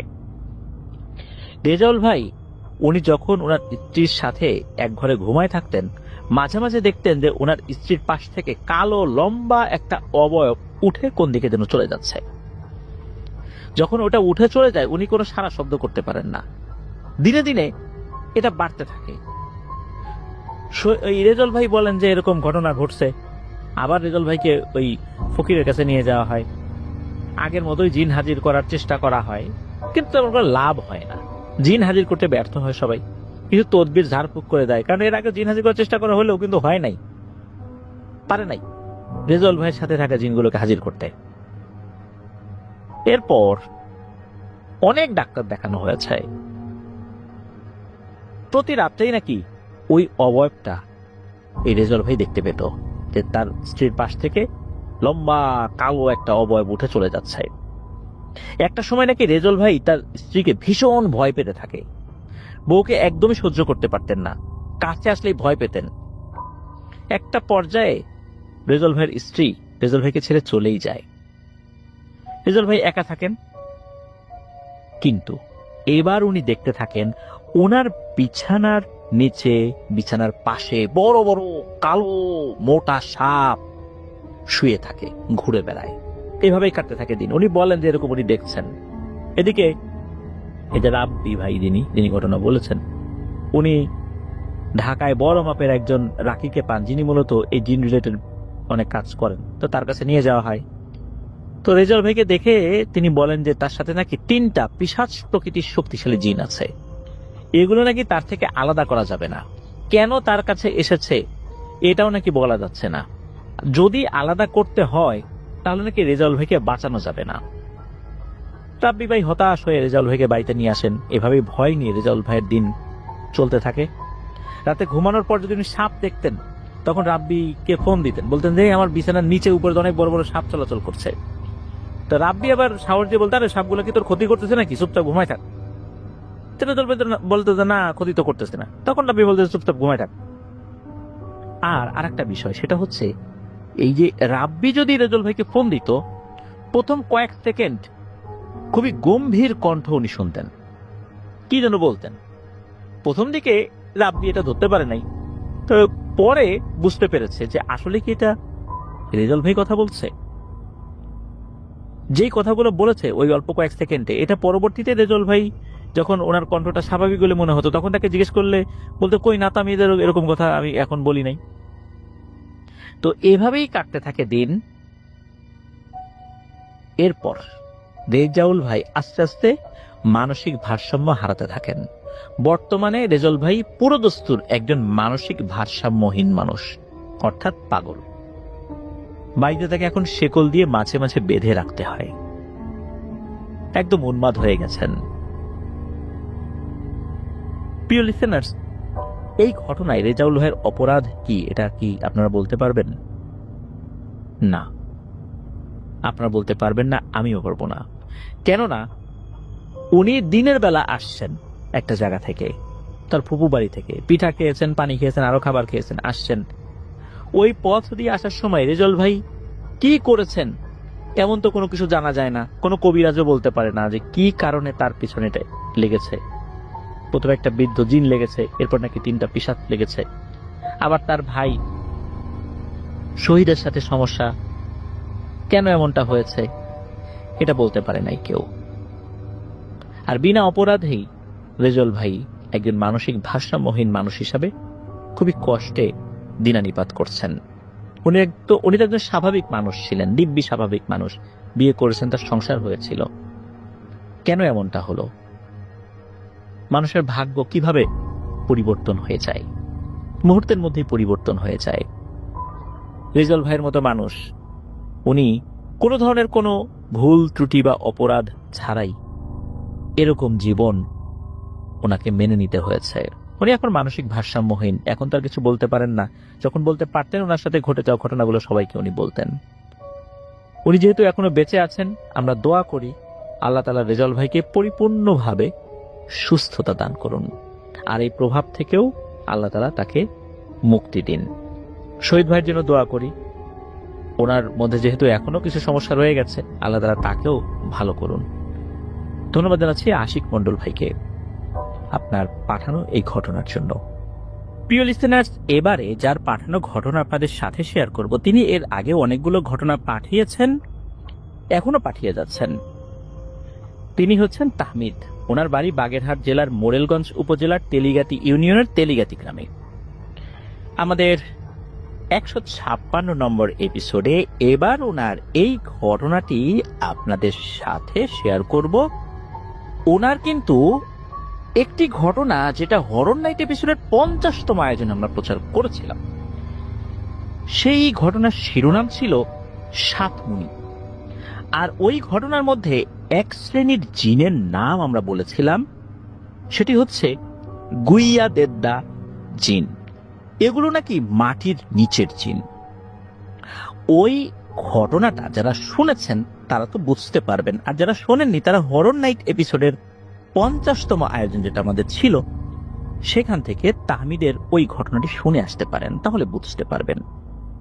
তো ওই সাতমুনি ঘটনা যারা শুনেছেন তাদের নিশ্চয়ই মনে আছে যে আব্দুস সামাদ চাচা উনি স্বপ্নে দেখেছিলেন 7টি মুনি মাটি ফেরে একদিক দিয়ে বেরিয়ে যাচ্ছে। পরে দেখা যায় সেই জায়গাটা অনেকটা নিচু হয়ে গেছে, তো স্বপ্নে দেখা সেই জায়গাটাতে মুনিটা দেবে গিয়েছিল। ঠিক সেই জায়গাতেই গুইয়া দেদ্দা নামক জিনের আগমন হয়। মূলত ওই ঘটনার আরো কিছু বছর পর ঘরের স্থানটা পরিবর্তন করা হয়, কিন্তু যেই জায়গাটাতে আব্দুস সামাদ চাচা মুনিগুলো মাটির নিচ থেকে চলে যেতে দেখেছিলেন, সেই জায়গাতে ছোট্ট একটা ব্যারের মতো বা একটা গর্তের মতো হয়েছিল, কুয়া টাইপের জায়গা আর কি। তো ওই ঘটনার পরে ওই জায়গাটা মনে হয় আরেকটু বড় হয়ে গিয়েছে। তারপর সেটা ভরাট করার জন্য অনেক চেষ্টা করা হয়। যতই মাটি দেয়া হতো দেখা যেত সেই জায়গাটা আবার নিচু হয়ে গেছে। শুধু তাই না, সেই জায়গায় যখন পানি জমতো তখন দেখা যেত অনেক বুড়বুড়ি উঠত। আর এই বুড়বুড়ি ওঠার যে আওয়াজটা, এটা এত জোরে হতো যেটা অসম্ভব বলা চলে। অনেক চেষ্টার পরেও সেই জায়গাটা পুরোপুরি ভরাট করা যায়নি কখনো। অনেকবার চেষ্টার পর হাল ছেড়ে দেওয়া ছাড়া আর কোনো উপায় ছিল না। এই গুইয়া দেদ্দা জিন মূলত একটা সীমানা দিয়ে মাটির নিচ দিয়ে চলাচল করত। ওনাদের বাড়ির একদম সামনের উঠানের পাশে এই ঢালু জায়গাটা অবস্থিত। এটা ওনাদের বাড়ির এক সাইডের সীমান্তে আর কি। তো বাড়ির সীমানা বেয়ে বাড়ির পেছনের দিকে একটা খাল বয়ে গেছে। এই সীমানার পাশ দিয়ে চিকন একটা বের রয়েছে, যার মধ্যে বর্ষাকালে পানি থাকে আর এমনি সময় শুকিয়ে যায়। তো টের পাওয়া যেত বেশিরভাগ সময় রাতের বেলা বুড়বুড় বুড়বুড় শব্দ করে সীমানার পাশ বেয়ে মাটির নিচ দিয়ে কি যেন চলে যাচ্ছে। এমন অনেকেই কিন্তু দেখেছেন যে এরকমটা। আর ওই সময় অনেক জোরে জোরে শব্দ হতো। সবচেয়ে অবাক করা ব্যাপার হচ্ছে ওনাদের বাড়ির পেছনে একটা পুকুর রয়েছে। এই পুকুর নিয়ে মনে করা হয় এই পুকুরে গুইয়া দেদ্দা জিনের মারাত্মক প্রভাব রয়েছে। এর কারণ হলো এই পুকুরের পানি অন্য সব পুকুরের পানির চেয়ে অনেক বেশি ঠান্ডা। তবে এটা মূলত বিষয় নয়, আসল বিষয় হলো পুকুরটা তেমন বড় না, তবুও এই পুকুরে প্রতি বছর ওনারা অনেক মাছ ছাড়েন চাষ করার জন্য। কিন্তু অদ্ভুত একটা ব্যাপার দেখা যায়, বড় বড় মাছ পুকুরের পানিতে সাঁতরে বেড়াচ্ছে। জাল দিয়ে ধরতে গেলে একটা মাছও পাওয়া যেত না। দেখা যায় আধা কেজি 1 কেজি পর্যন্ত বড় বড় তেলাপিয়া মাছ সহ আরো অনেক প্রকার মাছ পুকুরের পানিতে সাঁতরে বেড়াচ্ছে। এমনও হয়েছে পুকুরের পানি স্যালো মেশিন দিয়ে সব ফেলে দেওয়া হয়েছে বা সরিয়ে ফেলা হয়েছে, পুকুর শুকিয়ে ফেলা হয়েছে, তবুও একটা মাছেরও কোনো খোঁজ নাই। পুকুরে যখন পানি আবার দেওয়া হয় বা চলে আসে পানি, দেখা যাচ্ছে সেখানে মাছ সাঁতরে বেড়াচ্ছে। আর মাছ যে চালা দিয়ে, অর্থাৎ এক পাশ দিয়ে বের হয়ে যাবে, মানে পুকুরের চালা বলি না আমরা, তো এই পাড় দিয়ে যে অন্য পাশ দিয়ে বের হয়ে যাবে এমন সম্ভাবনা খুবই কম, কারণ পুকুরের পাশের আইলটা অনেক মোটা। আর এই পুকুর বা তার আশেপাশে এমন কোনো মাছ খেকো প্রাণী নেই যে তারা মাছগুলো খেয়ে যায়। তাই অনেকে ধারণা করেন এখানে অন্য একটা ব্যাপার রয়েছে। তা না হলে যে মাছগুলো দেখা যাচ্ছে, দেখা অবস্থায় স্যালো মেশিন লাগানো হয়েছে, পানি সেচ দিয়ে সরিয়ে ফেলা হচ্ছে, তাহলে মাছগুলো কোথায় গেল? নিশ্চয়ই পানির সাথে বের হয়ে যাওয়া ওই অবস্থাতে সম্ভব নয় স্যালো মেশিনের পাইপের ভেতর দিয়ে। আর পানিগুলো তো অন্য এমন একটা জায়গায় পড়ছে, সেখানে যদি মাছ বের হয়েও যায় তাহলে তো সেখানে লাফালাফি করবে। আর পানি যেই পাইপ দিয়ে ঢোকে তার বাইরে একটা লোহার ছাকনি লাগানো হয়েছিল যাতে করে মাছ ঢুকতে না পারে, তবুও কোনো মাছ পাওয়া যায় নাই। তাহলে মাছগুলো কোথায় গিয়ে লুকায়, কোথায় চলে যায়, যা আজও এক রহস্য। এই মাছ হারিয়ে যাওয়ার ব্যাপারটা কিন্তু এখনো চলমান রয়েছে। আর অনেক আগে থেকেই তো ওই বাড়িতে কিছু সমস্যা রয়েছে বলে জানা যায়। তাই ধারণা করা হয় মাছ হারিয়ে যাওয়ার পেছনে ওই গুইয়াদের দ্বার রহস্যময় ব্যাপারটা রয়েছে। এটা একটা ধারণা মাত্র, তবে এই ধারণা কিন্তু একদম ফেলে দেওয়ার মতো নয়। যেই জায়গাটাতে গুইয়াদের দ্বার জিনের উৎপত্তি, সেই জায়গাটা এখনো পুরোপুরি ভরাট করা যায় নাই। ওরা নাকি এখনো চেষ্টা করে যাচ্ছেন, মাঝে মাঝে করেন আর কি, কিন্তু কাজ হয় না। এখনো গুইয়াদের দ্বার জিন ওখানে আছে কিনা শিওর ভাবে এই তাহমিদ বলতে পারেন নাই। তবে তাহমিদের আম্মু বলেন এখনো নাকি বুড়বুড় আওয়াজ শোনা যায়। আর একটা বিষয় হলো, যেই জায়গাটার কথা উল্লেখ করা হয়েছে যেখান দিয়ে গুইয়াদের দ্বার জিন চলাচল করে, সেই পথ দিয়ে অনেক সময় অনেকে ঘোড়ার মতো কিছু একটা প্রাণী চলাচল করতে দেখেছে একাধিকবার। মাঝে মধ্যেই রাতের বেলা ঘোড়ার ঘুরের শব্দ শোনা যায়। ধারণা করা হয় এই মাটির নিচের জিন গুইয়াদের দা, এরা মূলত মাছ খেকো জিন। এরা মাটির নিচে বসবাস করে, কখনো কারো সামনে আসতে চায় না। আর এর আগে উল্লেখ করা হয়েছে এরা নাকি মানুষের তেমন কোনো ক্ষতি করে না, কিন্তু যতটুকু জানা যায় এরা এই মাছ খেয়ে শেষ করে ফেলে। তো গুইয়াদের দা জিন সম্পর্কে অনেকেই জানতে চেয়েছিলেন ওই এলাকার মানুষদের ভাষ্য। তো এই জন্যই মূলত তাহমিদ গুইয়াদের দা জিন সম্পর্কে যতটুকু জেনেছেন মানুষের কাছ থেকে, সেটা আমাদেরকে জানিয়েছেন, আর সেটা আপনাদের সাথে শেয়ার করলাম। তো এবার আসুন আর একটা ঘটনায় চাই। ওই তেলিগাতি গ্রামেই একজন চাচা রয়েছেন, মোহাম্মদ ফজলুল শেখ। তাকে ওনারা ফজু চাচা বলেই ডাকেন। তো একদিন হাঁটতে হাঁটতে ফজু চাচা এই তাহমিদের বাড়িতে আসছেন। তার হাতে ছিল একটা লাঠি। লাঠি ছাড়া হাঁটাচলা করা তার জন্য বেশ কষ্টের। তো উনি আসার পরে কিছু কথা হলো। তাহমিদ জিজ্ঞেস করছেন যে কি হয়েছে, আপনার লাঠি নিয়ে হাঁটছেন যে? কয়েকদিন আগেও তো দেখলাম স্বাভাবিকভাবে হাঁটছিলেন, কোনো সমস্যা হয়েছে? তখন ফজু চাচা বলেন যে আর বললো না রে বাপু, সে পুরনো ব্যথা আবার উঠছে। আর কয়েকদিন আগে আমার পা ভাঙছে, এখন তো হাঁটাচলা করা খুব কষ্ট। তখন তাহমিদ জিজ্ঞেস করছেন যে চাচা পুরনো ব্যথা মানে কি? তখন ওই ফজু চাচা বললেন, আরে বাপুরে, ভূতে গাছ থেকে ফেলে দিয়েছিল সেই ব্যথা। তখন ফজু চাচার কাছে এই বিষয়টা জানতে চাইলে ফজু চাচা উনি বলেন যে বেশ অনেকদিন আগের কথা, প্রায় 25 বছর আগে 2000 সালের দিকে হবে আর কি, বা 1999 সালের দিকে হবে। তখন উনি গ্রামে একটা মানুষের বাড়িতে কাজ করতেন। গ্রামটার নাম হচ্ছে হাজরাখালী গ্রাম। এটা মোরেলগঞ্জ উপজেলার মধ্যেই রয়েছে। তো সেই গ্রামে একটি বড় মাঠের পাশে অনেক বড় একটা কবরস্থান রয়েছে, যেটি পরিত্যক্ত অবস্থায় ছিল অনেকটা। এটা এতটাই ভয়ঙ্কর কবরস্থান যে মানুষ না পারতে দিনের বেলা তো সেখানে যায় না, আর রাতের বেলা তো প্রশ্নই নেই। উনি একদিন কোন একটা কাজে ওই মাঠের দিকে গিয়েছিলেন। সময়টা ছিল তখন মধ্য দুপুর বা ভর দুপুর। তিনি ওখানে যাওয়ার পরপরই কেমন যেন ওনার শরীরের উপর নিয়ন্ত্রণ হারাতে থাকেন, নিজের শরীরের উপর নিজের কন্ট্রোল হারাতে থাকেন। কিন্তু তিনি সবকিছু অনুভব করতে পারছিলেন। তিনি দেখেন যে তিনি হেঁটে হেঁটে ওই গহীন কবরস্থানের ভেতর দিকে চলে যাচ্ছেন, কিন্তু কেন তিনি তার নিজেও নাকি জানেন না। ভেতরের দিকে যাওয়ার পরে সেখানে ছিল মধ্যম আকৃতির একটা পুকুর, তার পাশে একটা নারকেল গাছ। তিনি কিন্তু সবকিছু দেখতে পাচ্ছিলেন, কিন্তু নিজের শরীরের উপর তার কোনো কন্ট্রোল ছিল না। তিনি হঠাৎ সেই নারকেল গাছের কাছে যান এবং গাছে উঠতে শুরু করেন। তো চাচা বলেন যে উনি কিন্তু দেখছিলেন যে এটা মাঝারি রকমের লম্বা, ওই নারকেল গাছে কোনো নারকেলও নাই, তারপরে উনি নারকেল গাছে উঠে যাচ্ছেন। তো চাচা গাছে উঠে পড়ছেন, এরপর ওনার তেমন কিছু আর মনে নাই। এরপর উনি যখন চোখ খুলেছেন, দেখেন যে উনি যেই বাসায় কাজ করতেন সেই মালিকের বাড়িতে উনি শুয়ে আছেন। তো উনি যখন জ্ঞান পরিপূর্ণভাবে এসেছে, উনি তখন প্রশ্নের মুখোমুখি হন। অনেকে জিজ্ঞেস করছে যে তুমি ভয়ঙ্কর জঙ্গলে বাপু কি করতেছিলা? তোমাকে পাওয়া গেছে জঙ্গলের পাশে ভয়ঙ্কর কবরস্থানের মধ্যে একটা নারকেল গাছের নিচে। ওদিকে তো ভুলেও কোনো মানুষ তেমন একটা যায় না। তোমার কপালটা ভালো ছিল, যার কারণে একজন তার গরু আনতে ওই মাঠের দিকে গিয়েছিল। হঠাৎ করে নাকি তার গরু ছুটে দৌড় দেয় জঙ্গলের ভিতরে। তো যার গরু, সেই লোকটা ভাবছিল প্রথমে সে জঙ্গলের ভিতরে একা একা ঢুকবে না, একটা গরুর জন্য নিজের জীবনকে বিপদে ফেলবে না। তারপর উনি চিন্তা করেন যাই একটু ভিতরে গিয়ে দেখি, যদি গরুটা চোখে না পড়ে তাহলে চলে আসবো। এরপর নাকি উনি কিছুটা ঢুকছেন, ঢুকেই নজর যায় ওই মাঝারি আকারের নারকেল গাছটার গোড়ায়।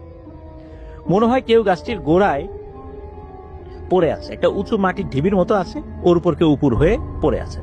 উনি প্রথমে অনেক ভয় পাইছিলেন, চিন্তা করছেন ভর দুপুর এটা কি কোনো ভূতের ফাঁদ নাই, কারণ জায়গাটা তো ভয়ঙ্কর। তবু উনি সাহস করে কাছে গিয়ে দেখেন আরে এ তো ফজল চাচা বেহুশ অবস্থায় পড়ে আছে। উনি চাচাকে কাঁধে তুলেছেন, তারপর নিয়ে আসছেন, আর গরুটাও ওই কাছাকাছি ছিল, দাঁড়িয়ে ছিল। তখন ফজল চাচাকে জিজ্ঞেস করা হয় যে তোমার হয়েছিল ওটা কি? তখন ফজল চাচা সব ঘটনা বলেন, যে কিভাবে উনি শরীরের উপর থেকে কন্ট্রোল হারিয়ে ফেলছিলেন। আর গাছের উপরে ওঠার পর উনি কোনো অবয়ব দেখতে পান নাই, ওনার শরীরের উপর তো কন্ট্রোল ছিল না। তবে এতটুকু মনে হচ্ছে কেউ মনে হচ্ছে ধাক্কা দিচ্ছে, এরপর কিছু মনে নেই। ওনার কিন্তু মাজায় বা কোমরে প্রচন্ড ব্যথা পেয়েছিলেন উনি, তবে কোমরটা ভেঙে যায়নি। এরপর আস্তে আস্তে ব্যথা ঠিক হয়ে যায়। তবে উনি হুজুরের কাছে গিয়ে এই বিষয়ের কোনো কারণ জানতে চান নাই। এই ব্যথাটা এখনো রয়েছে, মাঝে মাঝেই এই ব্যথাটা বেড়ে যায়, তখন ওনার চলাফেরায় বেশ কষ্ট হয়। প্রিয় লিসেনার্স, এই ঘটনায় একটি ব্যাপার কিন্তু আছে, সেটা হচ্ছে আপনারা কি লক্ষ্য করেছেন এই যে গরুটা, এই গরুটা কেন ওই ভয়ঙ্কর জায়গার দিকে ছুটে গেল?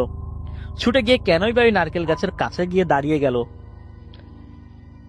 আর গরুর সাথে যিনি ছিলেন উনি আবার ওই দিকটাতে গেলেন, যাওয়ার পর দেখলেন তার গরুটা নারকেল গাছের কাছে দাঁড়িয়ে আছে, আর ওইখানে এই যে ফজল চাচা পড়ে আছে। ফজল চাচাকে কাঁধে নিয়ে যখন উনি হাঁটা শুরু করলেন, গরুটাও কিন্তু তার সাথে সাথে হেঁটে চলে আসছে। তাহলে গরুটা কেনই বা ওখানে গিয়েছিল? কে তাকে নিয়ে গিয়েছিল?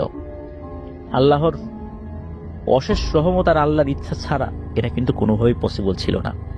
ফজল চাচা যদি ওখানে 7 দিনও পড়ে থাকতেন, কেউ কিন্তু উকি দিয়ে দেখতে যেত না, কারণ ওখানে কেউ যায় না। এটাই একটা রহস্য, যে আল্লাহ যদি কাউকে বাঁচাতে চান তাহলে কেউ তাকে মারতে পারে না, কেউ তার ক্ষতি করতে পারে না। আর আল্লাহ যদি কাউকে রক্ষা না করেন, সমস্ত পৃথিবীর জিন ইনসান সমস্ত শক্তি একত্র হয়েও কাউকে রক্ষা করা সম্ভব নয়। এটাই ছিল ঘটনা। ধন্যবাদ তাহমিদকে গুইয়াদিদ্দা জিন সম্পর্কে বেশ কিছু তথ্য আমাদেরকে জানানোর জন্য, আর সেই ভয়ঙ্কর কবরস্থান সম্পর্কেও আমাদেরকে জানানোর জন্য। চলুন প্রিয় লিসেনার্স, আমরা চলে যাই আমাদের এবারের এপিসোডের পরবর্তী। প্রিয় লিসেনার্স, ঘটনায় ঢুকে যাই এবারের ঘটনাটি আমাদেরকে যিনি দিয়েছেন তার নাম শেখ মিকাইল আহমেদ। ওনার বেশ কয়েকটি ঘটনা ইতিমধ্যে কিন্তু আমরা প্রচার করেছি। উনি বাংলাদেশের রিনাউন্ড একটি পত্রিকায় চাকরি করছেন।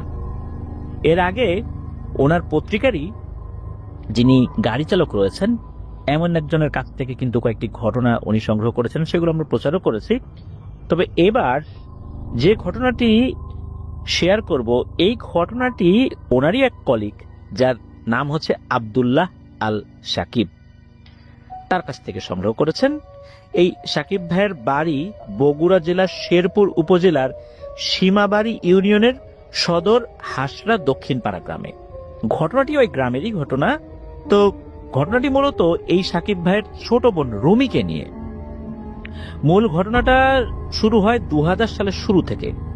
ওনার ছোট বোনের বিয়ে হয় নাসিম নামে এক ভদ্রলোকের সাথে। তো বিয়ের 1 মাস পর বাড়িতে বেড়াতে আসছে। বাড়িতে বেড়াতে আসার পর এই রুমি আপু জেদ ধরেছে যে উনি ঘুরতে যাবেন। বাড়ির মুরব্বীরা বলছে যে নতুন বিয়ে হলে বেশ কিছুদিন এলোমেলো ভাবে ঘোরাফেরা করা উচিত নয়, এতে কিছু সমস্যা হতে পারে।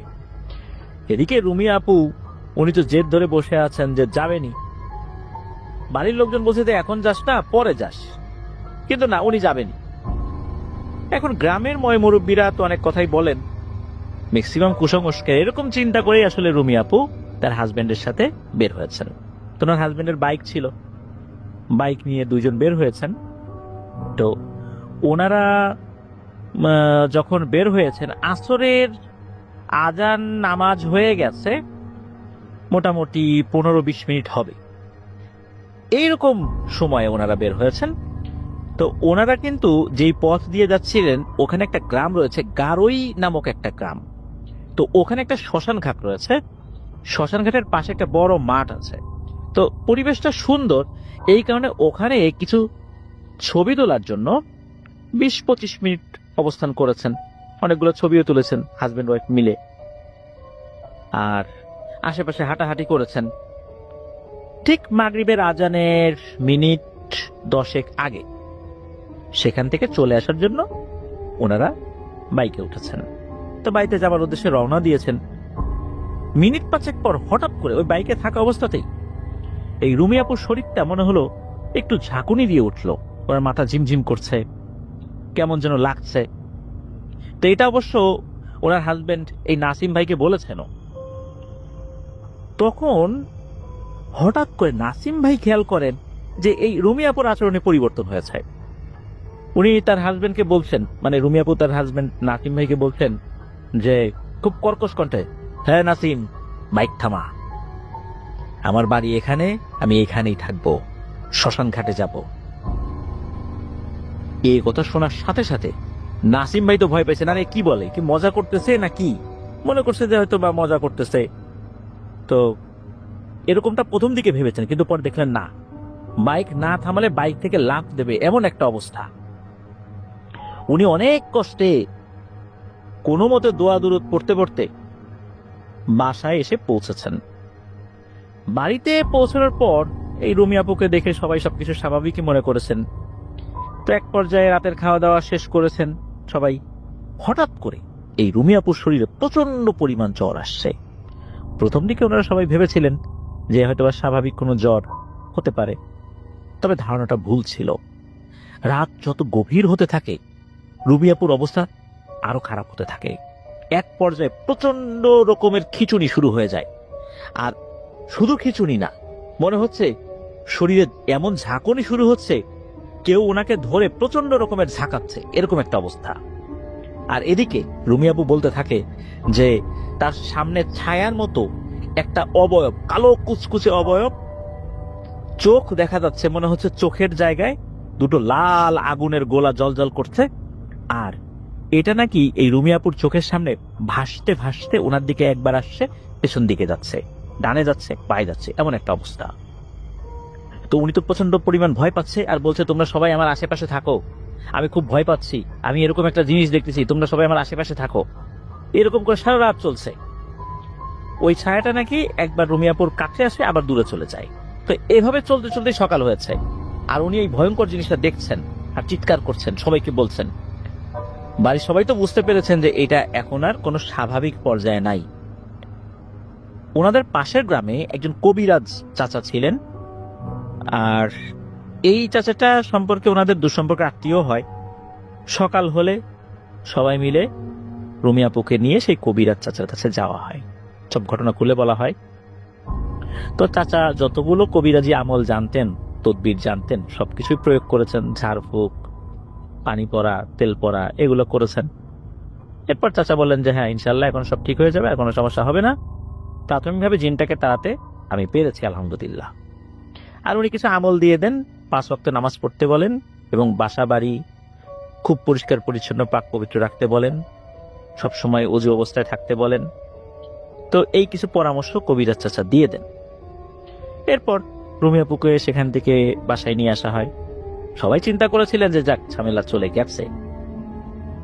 এটা মনে করার পিছনে কারণও ছিল, কারণ ওই রাতটা একদম স্বাভাবিকভাবেই কেটেছে, পরের দিনটাও স্বাভাবিকভাবে কেটেছে। এভাবে 1-2 দিন চলে গেছে। কয়েকদিন যাওয়ার পর সন্ধ্যার দিকে এই সাকিব ভাইয়ের মা যখন রান্না করছিলেন, হঠাৎ করেই এই রুমি আপু তার মাকে ডাক দিয়েছে যে মা, আমি তেলে ভাজা ইলিশ মাছ খাবো। সাধারণত উনি কখনো এভাবে বলতেন না, মানে রুমি আপু এভাবে বলতেন না। তো তারপরেও যেহেতু বলছে, তখন ফ্রিজ থেকে ইলিশ মাছের যে কাটা টুকরোর প্যাকেট ছিল, ইলিশ মাছ আনার পর টুকরো টুকরো করে কয়েকটা করে প্যাকেটে রেখে দেওয়া হয়েছিল। তো উনি একটা প্যাকেট বের করে পানিতে ডুবিয়ে সেটা ছাড়িয়ে খুব সুন্দর করে তেলে ভেজে দিয়েছেন, কড়া করে ভেজে দিয়েছেন। মাছ ভাজা নিয়ে রুমি আপু জানালার পাশে খাটের উপর গিয়ে বসেছেন। উনি খুব মজা করে ইলিশ মাছ খাচ্ছেন। জানালার পাশে একটি বড় আম গাছ ছিল। আম গাছের একটি ডাল জানালা বরাবর অবস্থান করছে। তা আম গাছের পাশ দিয়ে একটি সরু রাস্তা চলে গিয়েছে, পাশে একটা বাগান আছে, ওই বাগানের দিকে। সেই রাস্তা দিয়ে কেউ আসা যাওয়া করলে ওই জানালা দিয়ে খুব সহজেই দেখা যায়। তো ওনার বোন ইলিশ মাছ ভাজা খাচ্ছে আর খাবারের থালা হাতে নিয়ে জানালা খুলে তাকিয়ে আছে ওই রাস্তার দিকে। কিছুক্ষণ পরই এই রুমি আপু উপলব্ধি করতে পারেন যে একটি কালো অবয়ব হেলে দুলে ওই জানালার পাশ দিয়ে হেঁটে আসছে আর রুমি আপুর দিকে তাকিয়ে আছে। তো ওনার বোন অবাক হয়ে তাকিয়ে আছে যে কি, এটা কি, কে আসছে। আসলে মূলত উনি এক মায়াজালে আবদ্ধ হয়ে গেছেন। উনি ওটার দিকে তাকিয়েই আছেন, অথচ ওটার দিকে কিন্তু ভয় পাওয়ার কথা, কিন্তু না, উনি তাকিয়ে আছেন। কিছুক্ষণ পর রুমি আপুর ঘোর কাটে, উনি চমকে ওঠেন। আর তখন একটা ভয়ঙ্কর বিষয় উনি উপলব্ধি করেন, যে আম গাছের ডালটা জানালা বরাবর ছিল, সেই ডালের উপর ওনার চোখ পড়েছে। উনি দেখতে পান যে বড় 2টি অস্বাভাবিক রকমের পা জানালা বরাবর ঝুলে আছে। আমরা যেভাবে ডালের উপর ঝুলে বা বসে পা ঝুলাই, এক পা সামনে যায় আর এক পা পিছনে যায়, এইভাবে কেউ পা ঝুলাচ্ছে। আর এই পা দুটো স্বাভাবিক কোনো পা নয়, পা দুটো উল্টো দিকে ঘোরানো। উল্টো দিকে ঘোরানো উনি কিভাবে বুঝলেন? কারণ হচ্ছে উনি যখন গাছের উপর দিকে তাকিয়েছেন, দেখলেন এই পায়ের সাথে যে বডিটা, মানে যেই শরীরের অংশ এই 2টা পা, বডিটা যেদিকে, পায়ের গোড়ালিটা তার উল্টো দিকে। আর এই বডিটা কালো কুচকুচে একটা অবয়বের মতো, এর চোখ দুটো লাল রক্তের মতো জল করছে, আর রুমি আপুর দিকেই বড় বড় চোখ করে তাকিয়ে আছে। আর তখন ওই অবয়বটা এক হাত লম্বা করে বাড়িয়ে দিয়ে রুমি আপুকে বলছে, কিরে, মাছ ভাজি আমাকে একটু দে, আমিও ইলিশ মাছ ভাজি খাবো। উনি যখন এটা শুনেছেন, কয়েক সেকেন্ডের জন্য বাকরুদ্ধ হয়ে যান। উনি কিন্তু ওই অবয়বটার দিকে তাকিয়ে আছেন। এরপর যখন একটু হুঁশ ফিরেছে, তখন প্রচন্ড জোরে একটা চিৎকার দিয়ে একদম ওনার মায়ের কাছে চলে গেছেন। ওনার মাকে সব ঘটনা খুলে বলেন। রুমি আপু তো প্রচন্ড ভয়ে থরথর করে কাঁপছেন। ওই রাত্রে সবাই মিলে রুমি আপুকে আবার পাহারা দেওয়ার মতো করে রাখেন, সকাল হওয়া অবধি। তবে ওই রাতে গুরুতর কোনো সমস্যা হয়নি। সকাল হওয়ার পর ওনারা রুমি আপুকে ভালো কোনো কবিরাজ দেখাবেন এই উদ্দেশ্যেই ওনারা বেরিয়ে পড়েন। রাতে ওনারা পরামর্শ করেছিলেন যে সাধারণ কবিরাজি বিদ্যা দিয়ে রুমি আপুর এই সমস্যা দূর করা সম্ভব নয়। তো একজন পরিচিত কবিরাজ ছিলেন এই সাকিব ভাইয়ের ছোট ফুপুর। তার কাছে খবর পাঠানো হয়। উনি আসেন অবশ্য, সব ঘটনা খুলে বলা হয়। কবিরাজ শুনে বুঝতে পারেন এটা কোনো খারাপ জিনের প্রভাব। পরে কবিরাজ গোল বৃত্তের মাঝে রুমি আপুকে বসান, ওনার মতো করে চিকিৎসা শুরু করেছেন। তো চিকিৎসা করার মাধ্যমে সেই জিনটাকে বোতল বন্দি করতে সক্ষম হন। এখানে প্রিয় লিসেনার সবচাইতে একটা অদ্ভুত ব্যাপার রয়েছে, সেটা হলো যে এই যে সাকিব ভাই উনি বলছেন যে একটি সাদা কাচের বোতলে নাকি জিনটাকে বন্দি করা হয়েছিল। তো ওনারা সকলেই দেখতে পাচ্ছিলেন যে ওই কাচের বোতলের মধ্যে কালচে রকমের কোনো কিছু একটা নড়াচড়া করছে। কবিরাজ একটা অদ্ভুত বর্ণনা দেন। কবিরাজ বলেন যে এই রুমি আপু এবং ওনার হাজবেন্ড নাসিম ভাই ওনারা যখন বের হয়েছিলেন ঘুরতে, মূলত ওই সময়টা ছিল অমাবস্যার তিথি, মানে অমাবস্যার সময়টা শুরু হয়েছে। আমাদের রাত বলে অমাবস্যা মনে করি বিষয়টা এরকম না, কারণ অমাবস্যার সময়টা শুরু হয় আরো আগে থেকে। আর সন্ধ্যার একটু আগে মূলত ওনারা ওই শ্মশানের ওই দিকটাতে গিয়েছেন। আর ওখানে ওই অমাবস্যার রাত্রে অনেক জিন এসে রিচুয়াল করে। আর এই সন্ধ্যার পর রিচুয়ালের জন্যই অনেক জিন বিভিন্ন জায়গা থেকে এই শ্মশান ঘাটে উপস্থিত হচ্ছিল।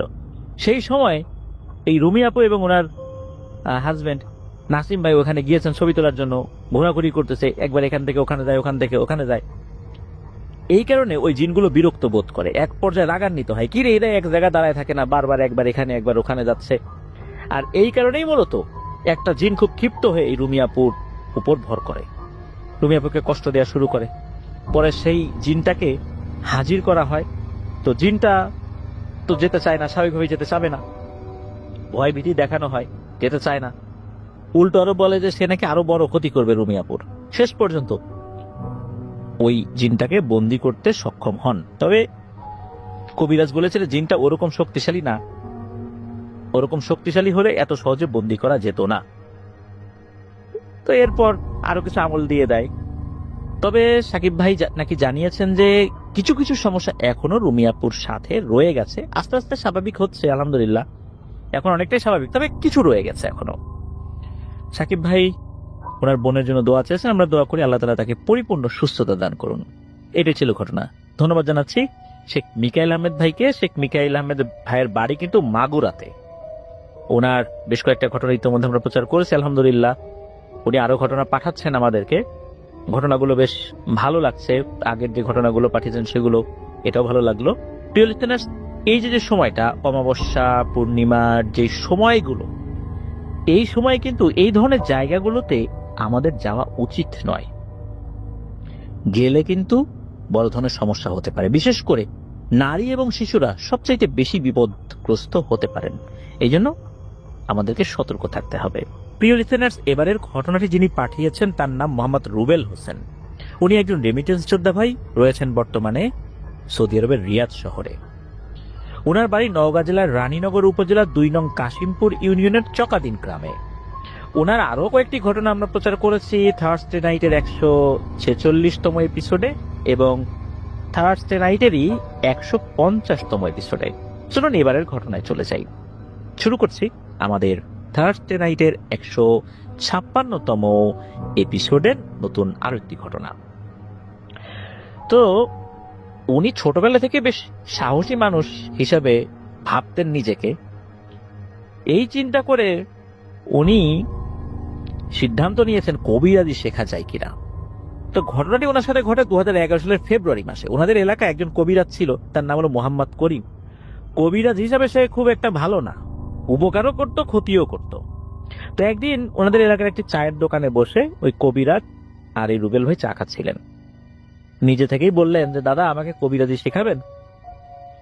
তখন এই কথা শুনে কবিরাজ বলে, এই তোর নাম কি, তোর বাবার নাম কি?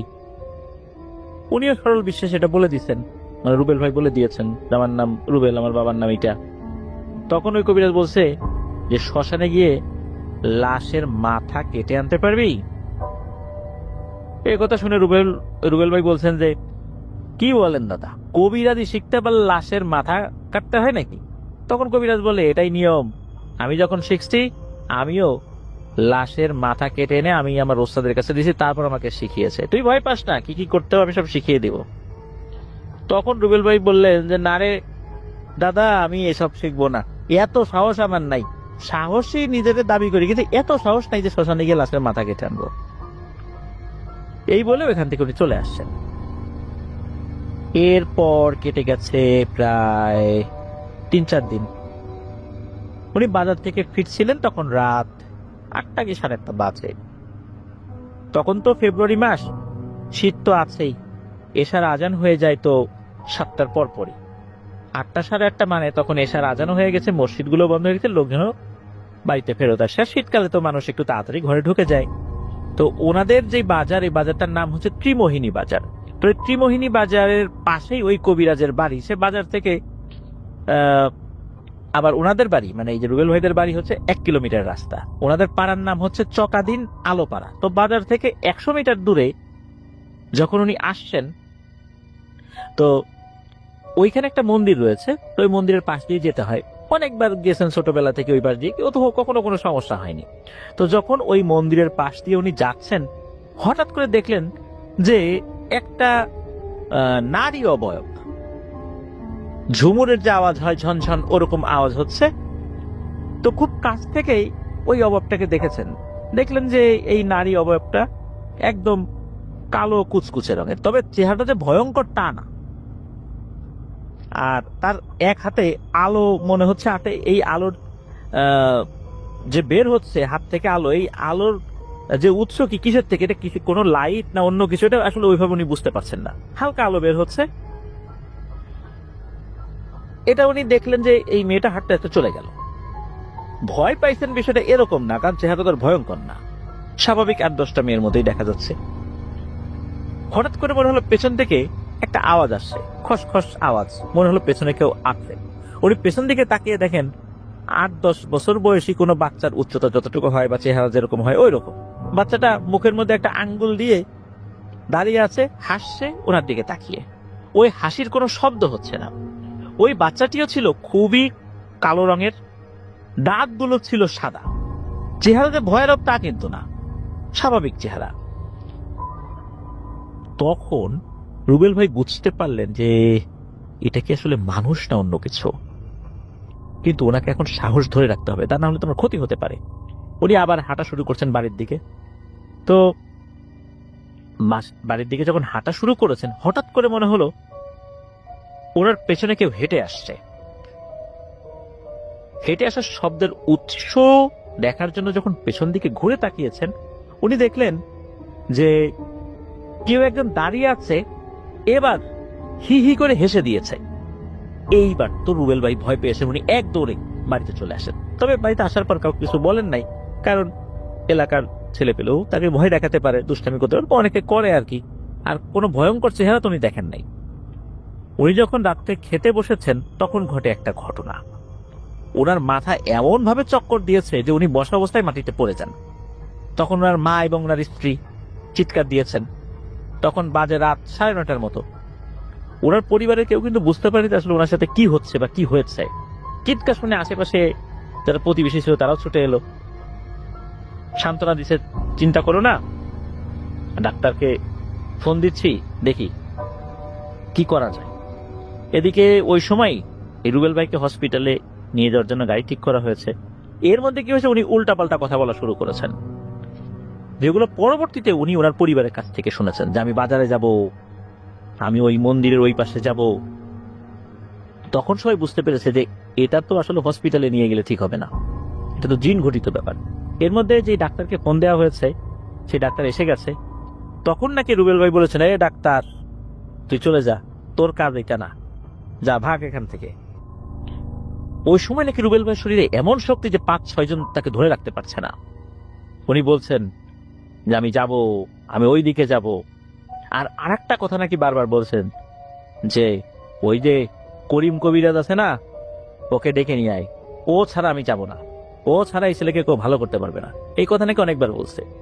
তারপর সেই করিম কবিরাজকে নিয়ে আসা হয়, ওই যে মোহাম্মদ করিমদার কথা শুরুতে বললাম আর কি আমরা। সে আসার পর কি সব পাঠ করা শুরু করছে। এরপর নাকি সেই জিন ওনার শরীরে হাজির হয়। সেই জিনকে বলা হয়েছে তুমি কোত্থেকে আসছো, সেই জিন বলল আমি এই মন্দিরের আশেপাশেই থাকি, একে পছন্দ করি তাই আসছি। তো একটা পর্যায়ে নাকি ওই জিনটা চলে যায়। তখন এই করিম কবিরাজ বলেন হ্যাঁ ভয় নাই, চলে গেছে, আর একটা তাবিজ দিয়ে গেলাম, এটা ওর বাম হাতে বেঁধে দাও। তখন এই রুবেল ভাইয়ের পরিবার থেকে বলা হলো যে কত টাকা দিতে হবে, তখন বলছে 1,500 টাকা দাও। তখন 1,000 টাকা দিয়ে তাকে বিদায় করা হয়েছে। তখন রাত বাজে প্রায় 12:30টার মতো, মানে ফাইনালি এই ঘটনা যখন শেষ হয় আর কি। কিন্তু ঘটনার এই অংশ শেষ হলেও আর একটা অংশ কিন্তু রয়ে গেছে। ওই রাত্রেই উনি যখন ঘরে ঘুমিয়েছেন, মানে ঘুমানোর জন্য শুয়েছেন আর কি, তখনও ঘরের লাইট আসলে বন্ধ হয় নাই, মশারি টানানো হয়েছে। শীতকাল তো ফ্যান তো চলছে না, ফ্যানটা অফ আছে। তো উনি যখন মাথার উপরে মানে শুয়ে যখন ফ্যানের দিকে তাকিয়েছে, চোখ পড়ছে, তখন উনি দেখেন যে একটা নারী অবয়ব, কুচকুচে কালো একটা মেয়ে, তবে চেহারা ভয়ঙ্কর না, ফ্যানের একটা পাখার উপরে বসে পা ঝুলিয়ে বসে আছে। ফ্যানের কোনো পাখার উপরে কেউ কিন্তু বসতে পারে না, এটা কিন্তু বসার মতো ওয়েট নেয়ার জিনিস না। এটা দেখার সাথে সাথে উনি মারাত্মক ভয় পাইছেন। ওনার পাশে শুয়ে থাকা ওনার স্ত্রীকে বলেন এই দেখো তো এই উপরে কে। ওনার ওয়াইফ তাকাইছেন, তখন উনি দেখতে পান, মানে এই রুবেল ভাই দেখতে পান যে এই মেয়েটা সাঁ করে জানালা দিয়ে বের হয়ে গেল। জানালায় কিন্তু গ্রিল ছিল, গ্রিলের ভিতর দিয়ে বের হয়ে গেছে। তখন উনি দিয়েছেন এক চিৎকার। ওনার চিৎকার শুনে পাশের ঘর থেকে ওনার মা বাবাও চলে আসছে। এদিকে ওনার স্ত্রী বলছে যে কি হয়েছে বলো তো, চিৎকার দিলা, আমাকে কি দেখতে বললা? তখন উনি বলেন যে আমি তো এই দেখছি, এই যে একটা জিনিস বের হয়ে গেল। তখন সবাই বলে তাহলে এই কবিরাজ কি করে গেল, ঘটনা কি? ও বলল ঠিক হয়ে গেছে, চলে গেল। তাহলে হইলটা কি? নিশ্চয়ই এখানে কোনো ঝামেলা আছে। তখন নাকি এই রুবেল ভাইয়ের আচার আচরণের পরিবর্তন হয়ে যায়, সবাইকে গালিগালাজ করছেন। তখন আর ওনার সেলফ নাই। প্রতিবেশীরা আবার চলে আসলো, একজন বলল যে আমার চেনা একটা কবিরাজ আছে, তার কাছে নিয়ে যেতে পারো। তো ওই কবিরাজের বাড়ি হলো ওই রানীনগর উপজেলার সিম্বা গ্রামে। ওখানে নিয়ে যাওয়া হয়। দেখা গেল যে উনি একজন আলেম এবং একটি মসজিদের ইমাম। তার কাছে যাওয়ার পর ওই আলেম সবকিছু শুনলেন। তখন সেই হুজুর বললেন যে আমি তো আসলে জিনে ধরা রোগীর চিকিৎসা করি না, তবে হ্যাঁ আমার কাছে কিছু জিন আছে যারা আমাকে ওষুধ বানাতে সহযোগিতা করে। আমি মূলত কবিরাজি ওষুধগুলো তৈরি করি, মানুষের উপকার হয়, এমনকি বিভিন্ন হাটে বাজারেও সেটা বিক্রি করি, এই আর কি। তো যাই হোক, আপনার বাড়িতে আসছেন এত রাতের বেলা, দেখি আমি কিছু করতে পারি কিনা। আমার জিনদের সাথে একটু কথা বলি, ওরাও তো জিনে ধরা রোগীর চিকিৎসা করে না, তারপরেও দেখি বলে কোনো তথ্য পাই কিনা। এই বলে কবিরাজ তার ঘরে চলে যায়। প্রায় 45 মিনিট পর সে আসে। এসে যা জানালো তাতে সবাই অবাক হয়ে যায়। ওই হুজুর বললেন যে বেশ কয়েকদিন আগে এই ছেলে চায়ের দোকানে চা খাওয়ার সময় এক কবিরাজকে বলছিল সে কবিরাজি শিখতে চায়। তখন ওই কবিরাজ একটা দুরভিসন্ধি করে এই ছেলের বাবার নামও জেনে নেয়, নাম তো এমনি জানতোই। আর ওই কবিরাজের কাছে একটা জিন ছিল, এই জিনটাকে ছেলের উপর চালান করে দেওয়া হয়েছে। কারণ হলো এই কবিরাজের অনেক বয়স হয়ে গেছে, তার কাছে লোকজন আসে না, চলতে ফিরতে খুব একটা পারে না, টাকা পয়সা খুব একটা নাই, তো জীবনটা কষ্টে যাচ্ছিল। কবিরাজও করতে পারে না, কাজও হয় না ওইরকম। তার কাছে একটা জিন ছিল যাকে সে 32 বছর ধরে বন্দি করে রেখেছে। ওই জিনকে বলেছে যে তুই এই ছেলের উপর আসর কর, আমি যা শিখাই দেই সেটা বলবি, তাহলে তোকে মুক্তি দিয়ে দেব। 32 বছর ধরে বিনা অপরাধে বন্দী থাকা ওই জিনটা মুক্তির আশায় কবিরাজের কথা শুনে এর উপর আসর করে। আর এই কবিরাজের তাবিজটা দিতে, এই তাবিজের মধ্যে কিছু নেই, এটাও ফেক, মূলত টাকা খাওয়ার জন্য এটা করতে।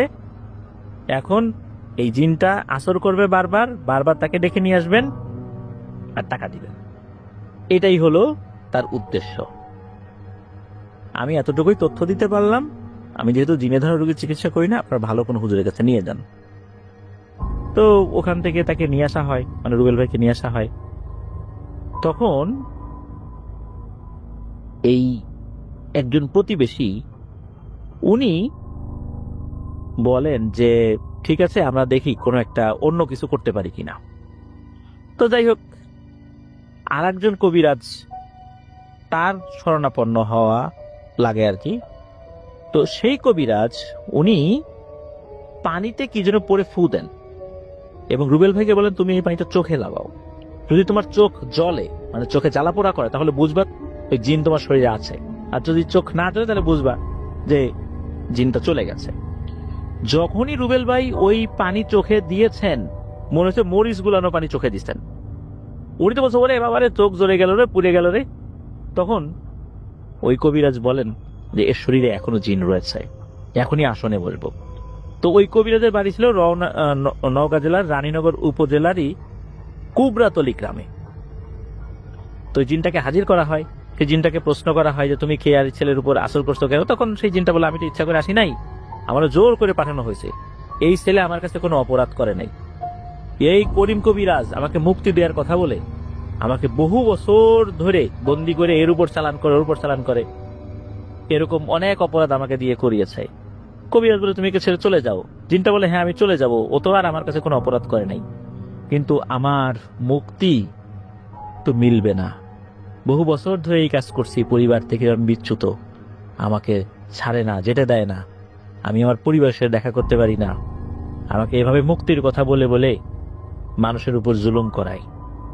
আমি চলে যাচ্ছি, কিন্তু আমার মুক্তি এবারও মিলল না। তো আফসোস নিয়ে ওই জিনটা চলে যায়। তো এরপরেও মানে ওই জিনের প্রভাবের কারণে 4 বছর বিভিন্ন ধরনের অসুস্থতায় উনি আক্রান্ত হয়েছেন বা পড়েছেন। আল্লাহর রহমতে ঠিক হয়ে গেছে। 2011 সাল থেকে 2014 সাল পর্যন্ত টুকিটাকি অসুস্থতা নিয়ে উনি চলেছেন, আল্লাহর রহমতে এরপর উনি ঠিক হয়ে যান। এই ঘটনা থেকে আমরা বুঝতে পেরেছি, প্রিয় লিসেনার্স, যে অনেক সময় এই কবিরাজগুলো খুব কৌশলে মানুষের উপর জিন চালান করে। এই জন্য হুটহাট করে কোনো কবিরাজের কাছে নাম ঠিকানা বলতে যাওয়া উচিত নয়।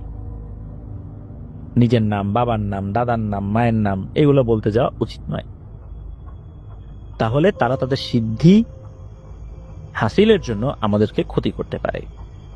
আর এটাও বুঝতে পারলাম, অনেক নিরীহ জিনকে কবিরাজরা বন্দি করে তাদেরকে দিয়ে তাদের ইচ্ছার বিরুদ্ধে মানুষের উপর জুলুম করায়, যেটা তারাও ইচ্ছা করে না, কিন্তু সেটা তারা করতে বাধ্য হয়। শেষ ঘটনায় চলে এসেছি। এই ঘটনাটি আমাদেরকে যিনি পাঠিয়েছেন তার নাম সুজন। উনি বর্তমানে টঙ্গীতে থাকেন। ওনার বাড়ি ময়মনসিংহ জেলার নান্দাইল উপজেলার আমদাবাদ গ্রামে। যে ঘটনাটি উনি আমাদেরকে পাঠিয়েছেন, এই ঘটনাটি ওনার চাচাতো ভাইয়ের সাথে ঘটেছিল, যার নাম মতিন মিয়া। ঘটনাটি ঘটেছিল 2012 সালের দিকে। এই মতিন মিয়া এই ঘটনাটি বলতে কোনোভাবে ইচ্ছুক ছিলেন না। ঘটনাটি বললে নাকি তার ক্ষতি হওয়ার সম্ভাবনা রয়েছে। তো যাই হোক, পরবর্তীতে উনি বলেছেন মতিন মিয়ার পরিবারে মতিন মিয়া সহ ছিলেন 5 জন। উনি একমাত্র উপার্জনক্ষম ব্যক্তি। তার রোজগার দিয়ে পরিবার চালাতে খুবই কষ্ট হয়।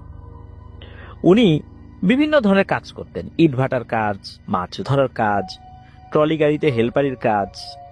তো সময়টা ছিল বর্ষাকাল, নদীগুলোতে তখন পানি টই টই করছে। তো মতিন মিয়া এরকমই একটা যুগালি কাজ ধরেছিলেন আর কি। তো সেই কাজ শেষ করে বাড়িতে ফেরেন সন্ধ্যা 6টার দিকে।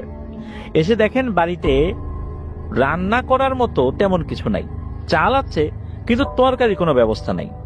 সারাটা দিন এই যোগালি কাজ করার পর, হাড় ভাঙা খাটুনি করার পর বাড়িতে এসে যখন খাবার মতো তেমন কিছু থাকে না, তখন কি মন মেজাজ কারো ভালো থাকে? মতিন মিয়ার তো মেজাজ গরম হয়ে যায়। রাগে গোসায় এই মতিন ভাই বাড়ি থেকে বের হয়ে বাজারের দিকে চলে আসেন।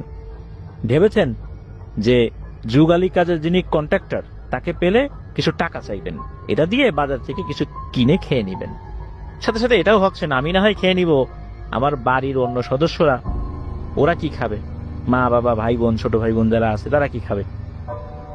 তো ওই মতিন ভাই কি করছেন, বাজারে গিয়ে এদিক সেদিক ওই কন্ট্রাক্টরকে খুঁজতে লাগলেন, কিন্তু কন্ট্রাক্টরকে কোথাও পেলেন না। এখানে একটা বিষয় বলে রাখা ভালো, ওই বাজারে হাট হচ্ছে বুধবার। আর ওই বুধবার দিন শুধু ওই কন্ট্রাক্টর যুগালি কাজের যারা থাকতেন বা অন্যান্য যারা থাকতেন তাদেরকে টাকা দিতেন, মানে সাপ্তাহিক ভিত্তিতে টাকা দিতেন, প্রতিদিন দিতেন না। এখন ওই দিন হাট বাজার তো ছিল, কিন্তু হাটবার ছিল না। হাট বাজার আছে কিন্তু হাটের দিনটা ওইটা না থাকার কারণে কন্ট্রাক্টর তো আসে নাই, আর ওই দিনটা তো বুধবার না।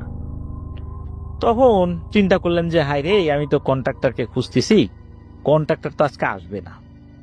সে অন্য আর একটা হাটে গেছে, ওইখানে তাদের যুগালি আছে, তাদেরকে টাকা দেওয়ার জন্য। এখন তো তাকে কোথায় পাই, কি আর করা, উপায় তো আর নাই। হঠাৎ করে মতিন ভাইয়ের মাথায় একটা চিন্তা আসে, তার ছোট বোনের হাজবেন্ডের একটা করা জাল আছে। করা জাল হলো মাছ ধরার এক রকমের ত্রিভুজ আকৃতির জাল। আপনারা এক ধরনের জাল দেখেছেন, বা এই টাইপের জাল নিয়ে কিন্তু অনেক গল্প বা ঘটনা আমরা শেয়ার করেছি। যেই জালটা পানির মধ্যে পাতা থাকে, উপরে একজন থাকে, উপরে দাঁড়ালে এক অংশ নিচে নেমে যায়, সামনের অংশ উপরে উঠে আসে। বাঁশ দিয়ে এটা তৈরি করা হয়। তো এগুলো তো বিভিন্ন রকমের নাম আছে। তো ওই এলাকায় এটাকে করা জাল বলে। উনি চিন্তা করেছেন, যাই ওই করা জালের কাছে যাই, ওখান থেকে যদি কিছু মাছ টাছ পাই মাছ নিয়ে বাড়িতে যাব। ওইটা ছিল আবার বাজারের পেছনে, তবে পেছনে বললে ভুল হবে, বাজারের দক্ষিণ কোণায় ছিল শ্মশান। ওই শ্মশান থেকে কিছুটা পথ নৌকায় যাওয়ার পর ওই করা জালের ওই জায়গাটাতে যেতে হতো। তো নৌকা তো ছিলই ওইখানে। তখন মোটামুটি এশার আজান হয়ে গেছে। তো মতিন ভাই এই জালের মালিকের কাছ থেকে অনুমতি নিয়ে, তাদের তো আত্মীয়, তো নৌকায় করে ওই মাছ ধরার জায়গাতে উনি যাবেন ওরকম চিন্তা করে বের হয়েছেন। যাওয়ার আগে এক খিলি পান মুখে দিয়ে পান চিবুতে চিবুতে রওনা দিয়েছেন। তো মতিন ভাই যখন শ্মশানের ঠিক কাছাকাছি আসেন, তখনই দেখেন কি যেন একটা লাফালাফি করতেছে। ভালো করে খেয়াল করে দেখেন, আরে খুব সুন্দর সাদা ধবধবে একটা খরগোশ। খরগোশ বললে ভুল হবে, এটা খরগোশের বাচ্চা আর কি, শ্মশানের সামনের মাঠে লাফালাফি করছে। খরগোশের বাচ্চাটা তো অনেক সুন্দর ছিল। এইটা দেখে মতিন ভাই তো লোভ সামলাতে পারেন, ওই চিন্তা করছেন যে এইটাকে ধরে নিয়ে যাই। তো যেই ভাবনা সেই কাজ। ওই খরগোশের বাচ্চাটাকে ধরার জন্য মতিন ভাই ওই বাচ্চাটার সাথে লাফালাফি শুরু করছে। বলতে বাচ্চাটা একটা লাফ দেয়, সেও ধরে, কিন্তু বাচ্চাটাকে যে মানুষকে দেখে ভয় পেয়ে দৌড়ে চলে যাবে বিষয়টা এরকম না। তো খরগোশের বাচ্চা ধরা বা খরগোশ ধরা তো চারটিখানি কথা না। বড় খরগোশ বা ছোট খরগোশ যেটাই হোক, এরা যখন দৌড় দেয়, তাদের দৌড়ের সাথে তো অনেক প্রাণীও সহজে পেরে ওঠে না। তবে মতিন ভাই খরগোশের বাচ্চাটাকে কয়েকবার ধরে ফেলেছে। উনি যখন দুই হাত দিয়ে খপ করে খরগোশের বাচ্চাটাকে ধরে ফেলেন, উনি দেখেন যে আরে হাতের ভিতরে বাচ্চাটা কই, বাচ্চা দেখে আর এক জায়গায় দাঁড়িয়ে লাফালাফি করতেছে। উনি আবার ওইটাকে ধরার চেষ্টা করেন। এরকম কয়েকবার হয়েছে। এদিকে কয়েকবার এরকম হওয়ার কারণে মেজাজ গেছে গরম হয়ে, চিন্তা করতেছেন যে এইটাকে ধরেই ছাড়বো, আজকে আর তোর রেহাই নাই রে। এরকম চিন্তা করে একটা পর্যায়ে খরগোশটাকে এমন ভাবে ধরছেন, প্রথমে ধরছেন ঘাড়ে ধরার পরে খরগোশের পেছনের দুই পা ধরে উঁচা করে ফেলছেন। বেশ চাপ দিয়ে খরগোশকে ধরছেন ঘাড়ে, আর দুই পা ধরছেন। আর উনি বলতেছেন যে তোর পিছনে যে সময় আমার ব্যয় হয়েছে রে, এই সময় আরো কিছু মাছ পাইতাম। বেটা অনেকক্ষণ আমাকে জ্বালাইছিস, এইবার বাড়িতে নিয়ে জবাই করে তোর হাড় মাংস আমি এই মজা করে চিবিয়ে চিবিয়ে খাবো। শুধু আমি খাবো না, আমার বাড়ির সবাইকে খাওয়াবো। তো খরগোশটা নিয়ে উনি আবার রাস্তার দিকে উঠে আসবেন। হঠাৎ করে দেখেন যে খরগোশের বাচ্চাটা তার হাতে নাই। মনে হলো কেউ একজন তার হাতে আঘাত করলো, যার কারণে খরগোশের বাচ্চাটা ছিটকে অনেক দূরে গিয়ে পড়লো। আর খরগোশটাও ছুটতে ছুটতে শ্মশানের পেছন দিকটাতে চলে আসলো। শ্মশানের পেছন দিকটাতে বেশ আবর্জনা ময়লার স্তূপ হয়ে আছে। ওই সাইডটাতে মানুষজন খুব একটা যাতায়াত করে না, বিশেষ কোনো প্রয়োজন ছাড়া। শ্মশানটা কিন্তু পরিত্যক্ত কোনো শ্মশান ছিল না, এটা চলমান একটা শ্মশান ছিল, যেটা এখনো চলমানই রয়েছে। তো শ্মশানের পেছন দিকটাতে হয়তো কি যে এই পোড়ানোর পর অনেক খড়ি টড়ি থাকে না, সেগুলো ফেলে দেয়া হতো। আবার দেখা যেত যে ওইখানে আরেকটা অংশ আছে যে যেখানে কবর দেয়া হতো। কবর দেয়া বলতে কি, লাশের কিছু অংশ হয়তো ওইভাবে পড়ে নাই, খড়ি শেষ হয়ে গেছে, আর খড়ির জোগাল পাতি হয় নাই বা যোগান পাতি হয় নাই, তখন এগুলোকে মাটিতে দাফন করে দেয়া হতো। তো ওই অংশটা আসলে সামনের অংশ থেকে পেছনের অংশটা বেশ অন্ধকার আর কি, জমাট বাঁধা অন্ধকার। তো মতিন ভাই দেখলেন যে ওই অন্ধকারের ভেতরে এখন ঢুকবো কিভাবে, আর ওখানে তো ঢুকলেও কিছু পাওয়া যাবে না। তো মতিন ভাই একরকম হতাশ হয়েই আবার ফেরত আসছিলেন। যেই কাজের জন্য আসছিলেন সেই কাজের দিকে যাওয়ার প্রস্তুতি নিলেন। তো মতিন ভাই এবার নৌকা নিয়ে সেই করা জালের দিকে যেতে লাগলেন। নৌকা চলেও আসছে অল্প সময়ের মধ্যে। আসার পর মতিন ভাই খেয়াল করেন আশেপাশে মনে হচ্ছে বেশ ঝড় উঠেছে। মতিন ভাই আরো দেখতে পেলেন যে এই ঝড় শুধু তার আশপাশ দিয়ে বয়ে যাচ্ছে। মতিন ভাই নৌকাতে ওঠার আগেও খেয়াল করেছেন আকাশ একদম পরিষ্কার, বৃষ্টি বা ঝড় হওয়ার কোনো সম্ভাবনাই নেই। মতিন ভাই বুঝতে পারলেন না যে কি হচ্ছে তার সাথে। মতিন ভাই এবার ভয় পেতে শুরু করলেন, আল্লাহর নাম নিচ্ছেন। এসবের মাঝে এক পর্যায়ে তিনি তার গন্তব্যস্থানে পৌঁছে যান। জায়গাটা একদম নীরব, আশেপাশে কোনো মানুষজন নাই, বাজারটা বেশ খানিকটা দূরে, এদিকে মানুষজন খুব একটা আসা যাওয়া করে না। তো মতিন ভাই নৌকাটা বাঁশের সাথে বেঁধে সে কড়া জালের মাচার উপর উঠলেন, হারিকেনটা জ্বালিয়ে দেন, জালটা পানিতে ছেড়ে দিলেন। কড়া জালের মাচাটা ছিল পানি থেকে 8-10 হাত উপরে, যেটা সচরাচর থাকে আর কি। তো মতিন ভাই জাল ছাড়ার 7-8 মিনিট পর টান দিয়েছেন। আসলে ওনার বেশি একটা সময় ছিল না, কিছু মাছ বাঁধলে সেই মাছগুলো বাড়িতে নিয়ে খাবেন আর কি। তো যখন ওই জাল টান দিয়েছেন হঠাৎ করে দেখতে পেলেন গজার মাছের মতো বিশাল বড় দানব আকৃতির একটা মাছ জাল ছিঁড়ে বেরিয়ে গেল। এবার মতিন ভাই ভয়ের জায়গায় উনি এখন দুশ্চিন্তা করা শুরু করেছেন। তিনি চিন্তা করছেন যে আর একজনের জাল অনুমতি নিয়ে আসলাম যে কিছু সময় মাছ ধরবো, এখন জাল গেল ছিঁড়ে, আমি এখন কি জবাব দিব। তো যেই জায়গাতে উনি ছিলেন ওইটার বাম সাইডে ছিল বিশাল বড় একটা শেওড়া গাছ, ওটা মূলত নদীর একটা সাইডে ছিল আর কি। হঠাৎ করে উনি দেখতে পেলেন যে ওই শেওড়া গাছটা মনে হচ্ছে প্রচন্ড জোরে নড়াচড়া করছে, যে গাছটা কিনা 4জন মানুষ মিলেও হাত সরিয়ে দিয়ে বের পাবে না, এমন একটা সাইজের গাছ মনে হচ্ছে এখনই উপড়ে পড়ে যাবে। এসব দেখে মতিন ভাই খুব ভয় পেতে লাগলেন। এক পর্যায়ে মতিন ভাই ঠিক করলেন বাড়িতে চলে যাবেন, বেশ রাত হয়েছে, 11টা বেজে গেছে ইতোমধ্যে। তো মতিন ভাই ভাবলেন যে আর একটা টান দেই, জাল থেকে কিছু মাছ টাছ পাই কিনা। হাই প্রিয় লিসেনার, কেমন আছেন? আশা করি ভালো আছেন। আজকের যে এপিসোডটি সেটি খুব ইন্টারেস্টিং বিকজ বাছাইকৃত ঘটনাগুলো আমি এখানে শেয়ার করেছি।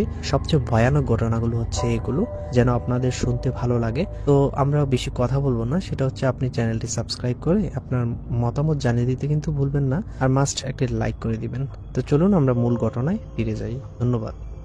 যেই না আরেকটা টান দিবেন এমন সময় মনে হলো কে যেন প্রচন্ড জোরে মতিন ভাই পিঠে মেরেছে একটা থাপ্পড়। এক থাপ্পড় খেয়ে মতিন ভাই ওই মাথার উপর থেকে পানিতে পড়ে গেছেন। তো তড়িঘড়ি করে নৌকার একটা সাইড ধরে নৌকার উপর উঠে বসে বুঝতে পারলেন যে থাপ্পড়টা বেশ জোরেই লেগেছে। মতিন ভাই বুঝতে পারলেন এটা ভুতুরে থাপ্পড় রে, আর এক মুহূর্ত এখানে থাকা যাবে না। উনি তাড়াতাড়ি করে জাল পানির উপর তুলে, ওই জালটা তো পানির নিচে ছিল, ওটা তো তুলে রাখতে হবে, কারণ যিনি মালিক ওটা তো উনি তুলে রেখেছিলেন, জালটা শুকানোর একটা ব্যাপার রয়েছে।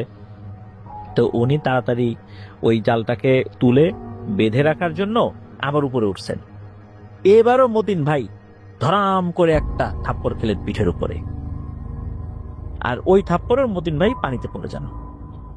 এবারের থাপ্পড়টা বেশ জোরেই ছিল, আগের তুলনায় বেশ ব্যথা পেয়েছেন।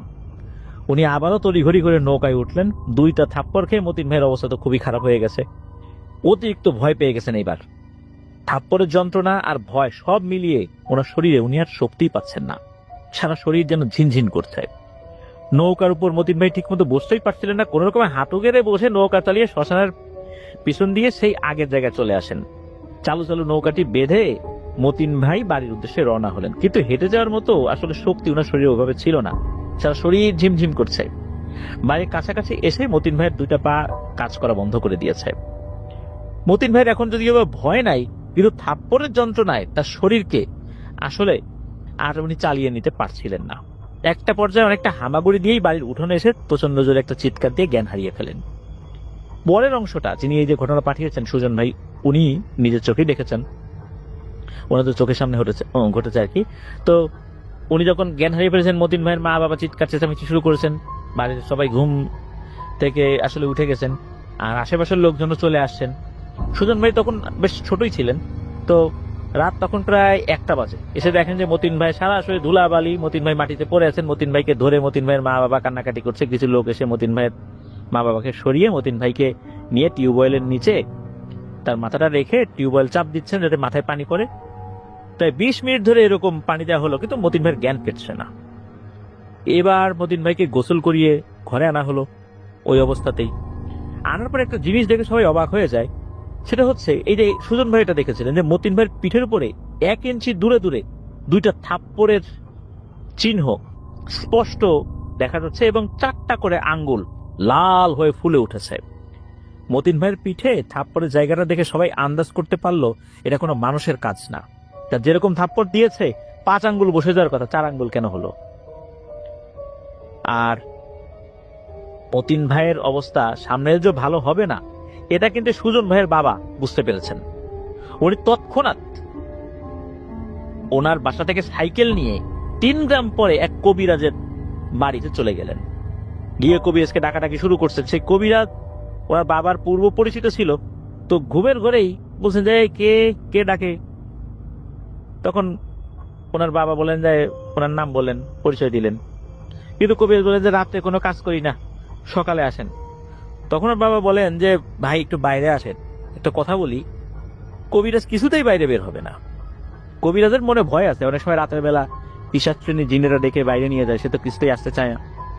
এদিকে ডাকাডাকির এক পর্যায়ে আশেপাশের যে ঘর বাড়ি ছিল সেখানকার মানুষ উঠে গেছে, তারাও বেশ বিরক্ত নিয়েই আসছেন যে ভাই কি হয়েছে, এত ডাকাডাকি করতেছেন কেন, আপনারা কি রাত্রে ঘুমাইতে দিবেন না নাকি? তখন ওই লোকগুলোকে মতিন ভাইয়ের বাবা সুজন ভাইয়ের বাবা খুলে বলেন যে এই ব্যাপার, আমাদের গ্রামে আমার প্রতিবেশী মতিনের অবস্থা ভালো না, এই জন্য আসছি। তখন ওই লোকগুলো আবার কবিরাজকে ডাকা শুরু করছে, ওই কবিরাজ ওঠেন, মিয়া মানুষের উপকার করবেন, উপকার করেন, এখন ঘুমায় আছেন, তাড়াতাড়ি জানেন রাস্তাতে। কবিরাজ তখন ঘরের ভিতর থেকে বলছে না আমি রাতে কাজ করি না, আমার রাতের বেলা বাইরে যাওয়া নিষেধ, ওস্তাদের নিষেধ আছে, আমি কাজ করে ফেরত আসার সময় পথে কোনো সমস্যা হইলে এটার দায় তোমরা নিবা নাকি? লোকজন বলে যে আরে ভাই আসেন, বাইরে আসেন তো, যান একটু কষ্ট করে। তখন কবিরাজ বেশ বিরক্তি নিয়ে বাইরে আসেন, এসে দেখেন যে ওনারই পরিচিত লোক, উনি তো ভয়ও পাচ্ছিলেন যে এটা কোনো ভূতেদের ফাঁদ কিনা। তো যাই হোক, একটা পর্যায়ে কবিরাজ রাজি হন, যেহেতু পরিচিত লোক আসছে, ওনারাও অনেক অনুরোধ করেন।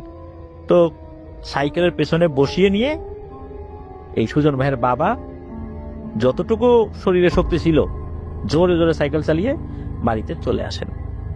তখন রাত প্রায় 3টা বাজে। কবিরাজ এসে সরাসরি রোগী দেখতে চাইলেন, তখন কবিরাজকে সরাসরি ওই মতিন ভাইয়ের ঘরে নিয়ে যাওয়া হলো। মতিন ভাইয়ের পাশে বসে কবিরাজ বেশ কিছুক্ষণ রুকিয়া করলেন। অল্প কিছুক্ষণ পর মতিন ভাই শক্ত হয়ে কবিরাজের সামনে বসে গেল, চোখ দুটো খুলে আগুনের গোলার মতো মনে হচ্ছিল, চোখ দুটো লাল টকটকে। তখন মোটা গলায় মতিন ভাই বলে উঠল, এই বেটা কবিরাজ, আমাকে কেন ডাকছিস? তোর তো সাহস কম না, তুই জানিস আমি কি করতে পারি? তোর আক্কেল নাই? কখন ডাকা লাগে, কি করতে হয়? এই রাত বিরেতে ডেকে নিয়ে আসছিস, আর একটু পর সকাল হবে, এখন তো ডাকা যাবে না, সকালে ডাকতি। আর তুই যে আমাকে ডাকলি, তুই জানিস এই মতিন মিয়া কি করছে? আমার ছেলের ঘাড়ে পায়ে ব্যথা দিছে। ওর তো বেঁচে থাকারই কথা না রে, ওরে যদি আমি 2টা থাপ্পড় না দিতাম তাহলে আমার অন্য আত্মীয় স্বজনরা ওকে ছিঁড়ে ফেলতো সাথে সাথে। আমি তো ওকে আরো বাঁচাইছি। ও আমার ছেলের গায়ে হাত দিছে। আমার ছেলে ওর সুরতে খেলা করতেছিল, হঠাৎ করে ও চলে আসছে ওইখানে, তখন ও খরগোশের সুরত ধরে। আর ও কি করছে, আমার ছেলের উপর যে হামলা করছে। তারপরে যখন কয়েকবার দেখলো যে এইটাকে ধরা যাচ্ছে না, ওর তো বোঝা উচিত ছিল, ও তো একদম বাচ্চা ছেলে না। ও বুঝতে পারছে যে কেন বারবার এটা ধরা যাচ্ছে না, তারপরেও ওইটাকে আঘাত দিয়ে ধরছে আর বলে কিনা আমার ছেলের হাড় মাংস চিবিয়ে খাবে। এত বড় সাহস, এত বড় সাহসও কোথায় পেল? ওকে তো ছাড়বো না রে। তখন কবিরাজ বলে যে ভুল হয়ে গেছে, আসলে আপনার ছেলে ও তো বুঝতে পারে নাই যে এটা আসলে কি। তখন ওই দিন বলে না, এগুলো বললে হবে না, তোর এই যুক্তি তো আমি মানবো না, এটা তো খোঁড়া যুক্তি, এসব যুক্তি দিয়ে তো পার পাওয়া যাবে না। ও আমার ছেলেকে আঘাত করছে, আমার ছেলে ব্যথা পাইছে। তুই কি জানিস যে ওর এই স্পর্শের কারণে আমার ছেলের কত বড় ক্ষতি হবে? আমি তো মাফ করতে পারবো না। আর আমি মাফ করলেও আমার যারা সাঙ্গপাঙ্গ আছে, আমার ছেলেকে যারা ভালোবাসে, ও তো ছোট, ওরা তো এর প্রতিশোধ নেবে আমার ছেলের কোনো ক্ষয়ক্ষতি হইলে। তখন আমি এই মতিনকে বাঁচাবো কিভাবে? বাঁচানোর তো কোনো উপায় নাই, ওই এমনি মরবে। তখন কবিরাজ বলে যে আসলে ভুল হয়ে গেছে, কি করতে হবে বলেন, আমরা সেটাই করব, তাও মতিনকে ছেড়ে দেন, ওর উপর থেকে আপনার প্রভাবটা কাটিয়ে দেন। তখন ওই জিন বলে ভেতর থেকে যে ওই যে শেওড়া গাছ, ওখানে আমরা 1500 বছর ধরে থাকি, আজ পর্যন্ত কোনো মানুষের আমরা ক্ষতি করি নাই, আর এ আসছে আমার ছেলের ক্ষতি করার জন্য। যাই হোক, যেটা হওয়ার তো হয়েছে, আমরা ওরকম খারাপ জিন না। একটা কালো ষাঁড় গরু মতিন যাক আর যেই যাক ওই শেওড়া গাছের নিচে রেখে আসবে। তখন কবিরাজ বলে যে এরা তো দিন আনে দিন খায়, কালো ষাঁড় গরু কিনা টাকা পাবে কোথায়, অন্য কিছু নেন। তখন ওই জিনটা কিছুক্ষণ চুপ থেকে বলে, আচ্ছা যা, এখন একটা জিনিস চাইবো, এইটা নিয়ে আর কোনো কথা বলা যাবে না, একটা কালো পাঠা দিয়ে আসবি।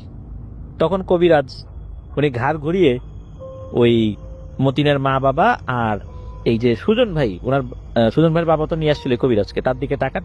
তখন সুজন ভাইয়ের বাবা মানে ইশারা দেন যে হ্যাঁ ঠিক আছে, এটা আমরা রাজি। তখন কবিরাজ বলেন হ্যাঁ আমরা রাজি, আপনি চলে যান, আর কথা দেন ওর কোনো ক্ষতি করবে না, ওর জন্য কোনো ক্ষতি না হয় মতিনের। তখন ওই জিনটা বলে ঠিক আছে, ওর আর কোনো ক্ষতি হবে না, আমি আমার অনুগত যারা আছে তাদেরকে বলে দিব, কিন্তু ভবিষ্যতে যেন ওই এলাকায় আর কখনোই না যায়, তাহলে কিন্তু আমার এই কথা নাও থাকতে পারে, কারণ আমার ছেলেকে যারা আদর করে ভালোবাসে ওদের তো এই বিষয়টা মনে পড়ে যাবে, তখন তোর একটা ক্ষতি হবে, ও যেন ওইদিকে আর না যায়। আর আমি যদি থাপ্পড় না দিতাম, ওর যে কি অবস্থা হতো তা তোরা কল্পনাও করতে পারবি না, ওর লাশ তোরা খুঁজে পাইতি না। আমি ওই সময় থাপ্পড় দিয়ে অন্য জিনেদের হাত থেকে ওদেরকে আরো বাঁচাইছি, তা না হলে অনেক বড় ধরনের বিপদ হইতো। তো যাই হোক, এরপরে জিনটা বলে যে ফজর আজান দিয়ে দেবে, আমাকে যেতে হবে। তা এরপর কবিরাজ হাতে এক গ্লাস পানি নেন, তার উপর কিছু দোয়া পড়েন, এই পানিটা যখন ওই মতিন মিয়ার শরীরে ছিটিয়ে দেন, মতিন মিয়া সেন্সলেস হয়ে পড়ে যায়। আর ওই সময় ধরাম করে একটা শব্দ হয় বাইরে, একটা কড়ই গাছের বড় ডাল বাইরে ভেঙে পড়েছে, এটা কিন্তু শুকনো ডাল না, কাঁচা ডাল। তখন ওই কবিরাজ বলে যে এটাই হচ্ছে চিহ্ন, জিনটা চলে গেছে, ওরা আর তেমন কোনো ক্ষতি হবে না ইনশাল্লাহ, তবে ভবিষ্যতে ওকে খুব সতর্কতার সাথে চলাফেরা করতে হবে, ওই দিকে যেন না যায়।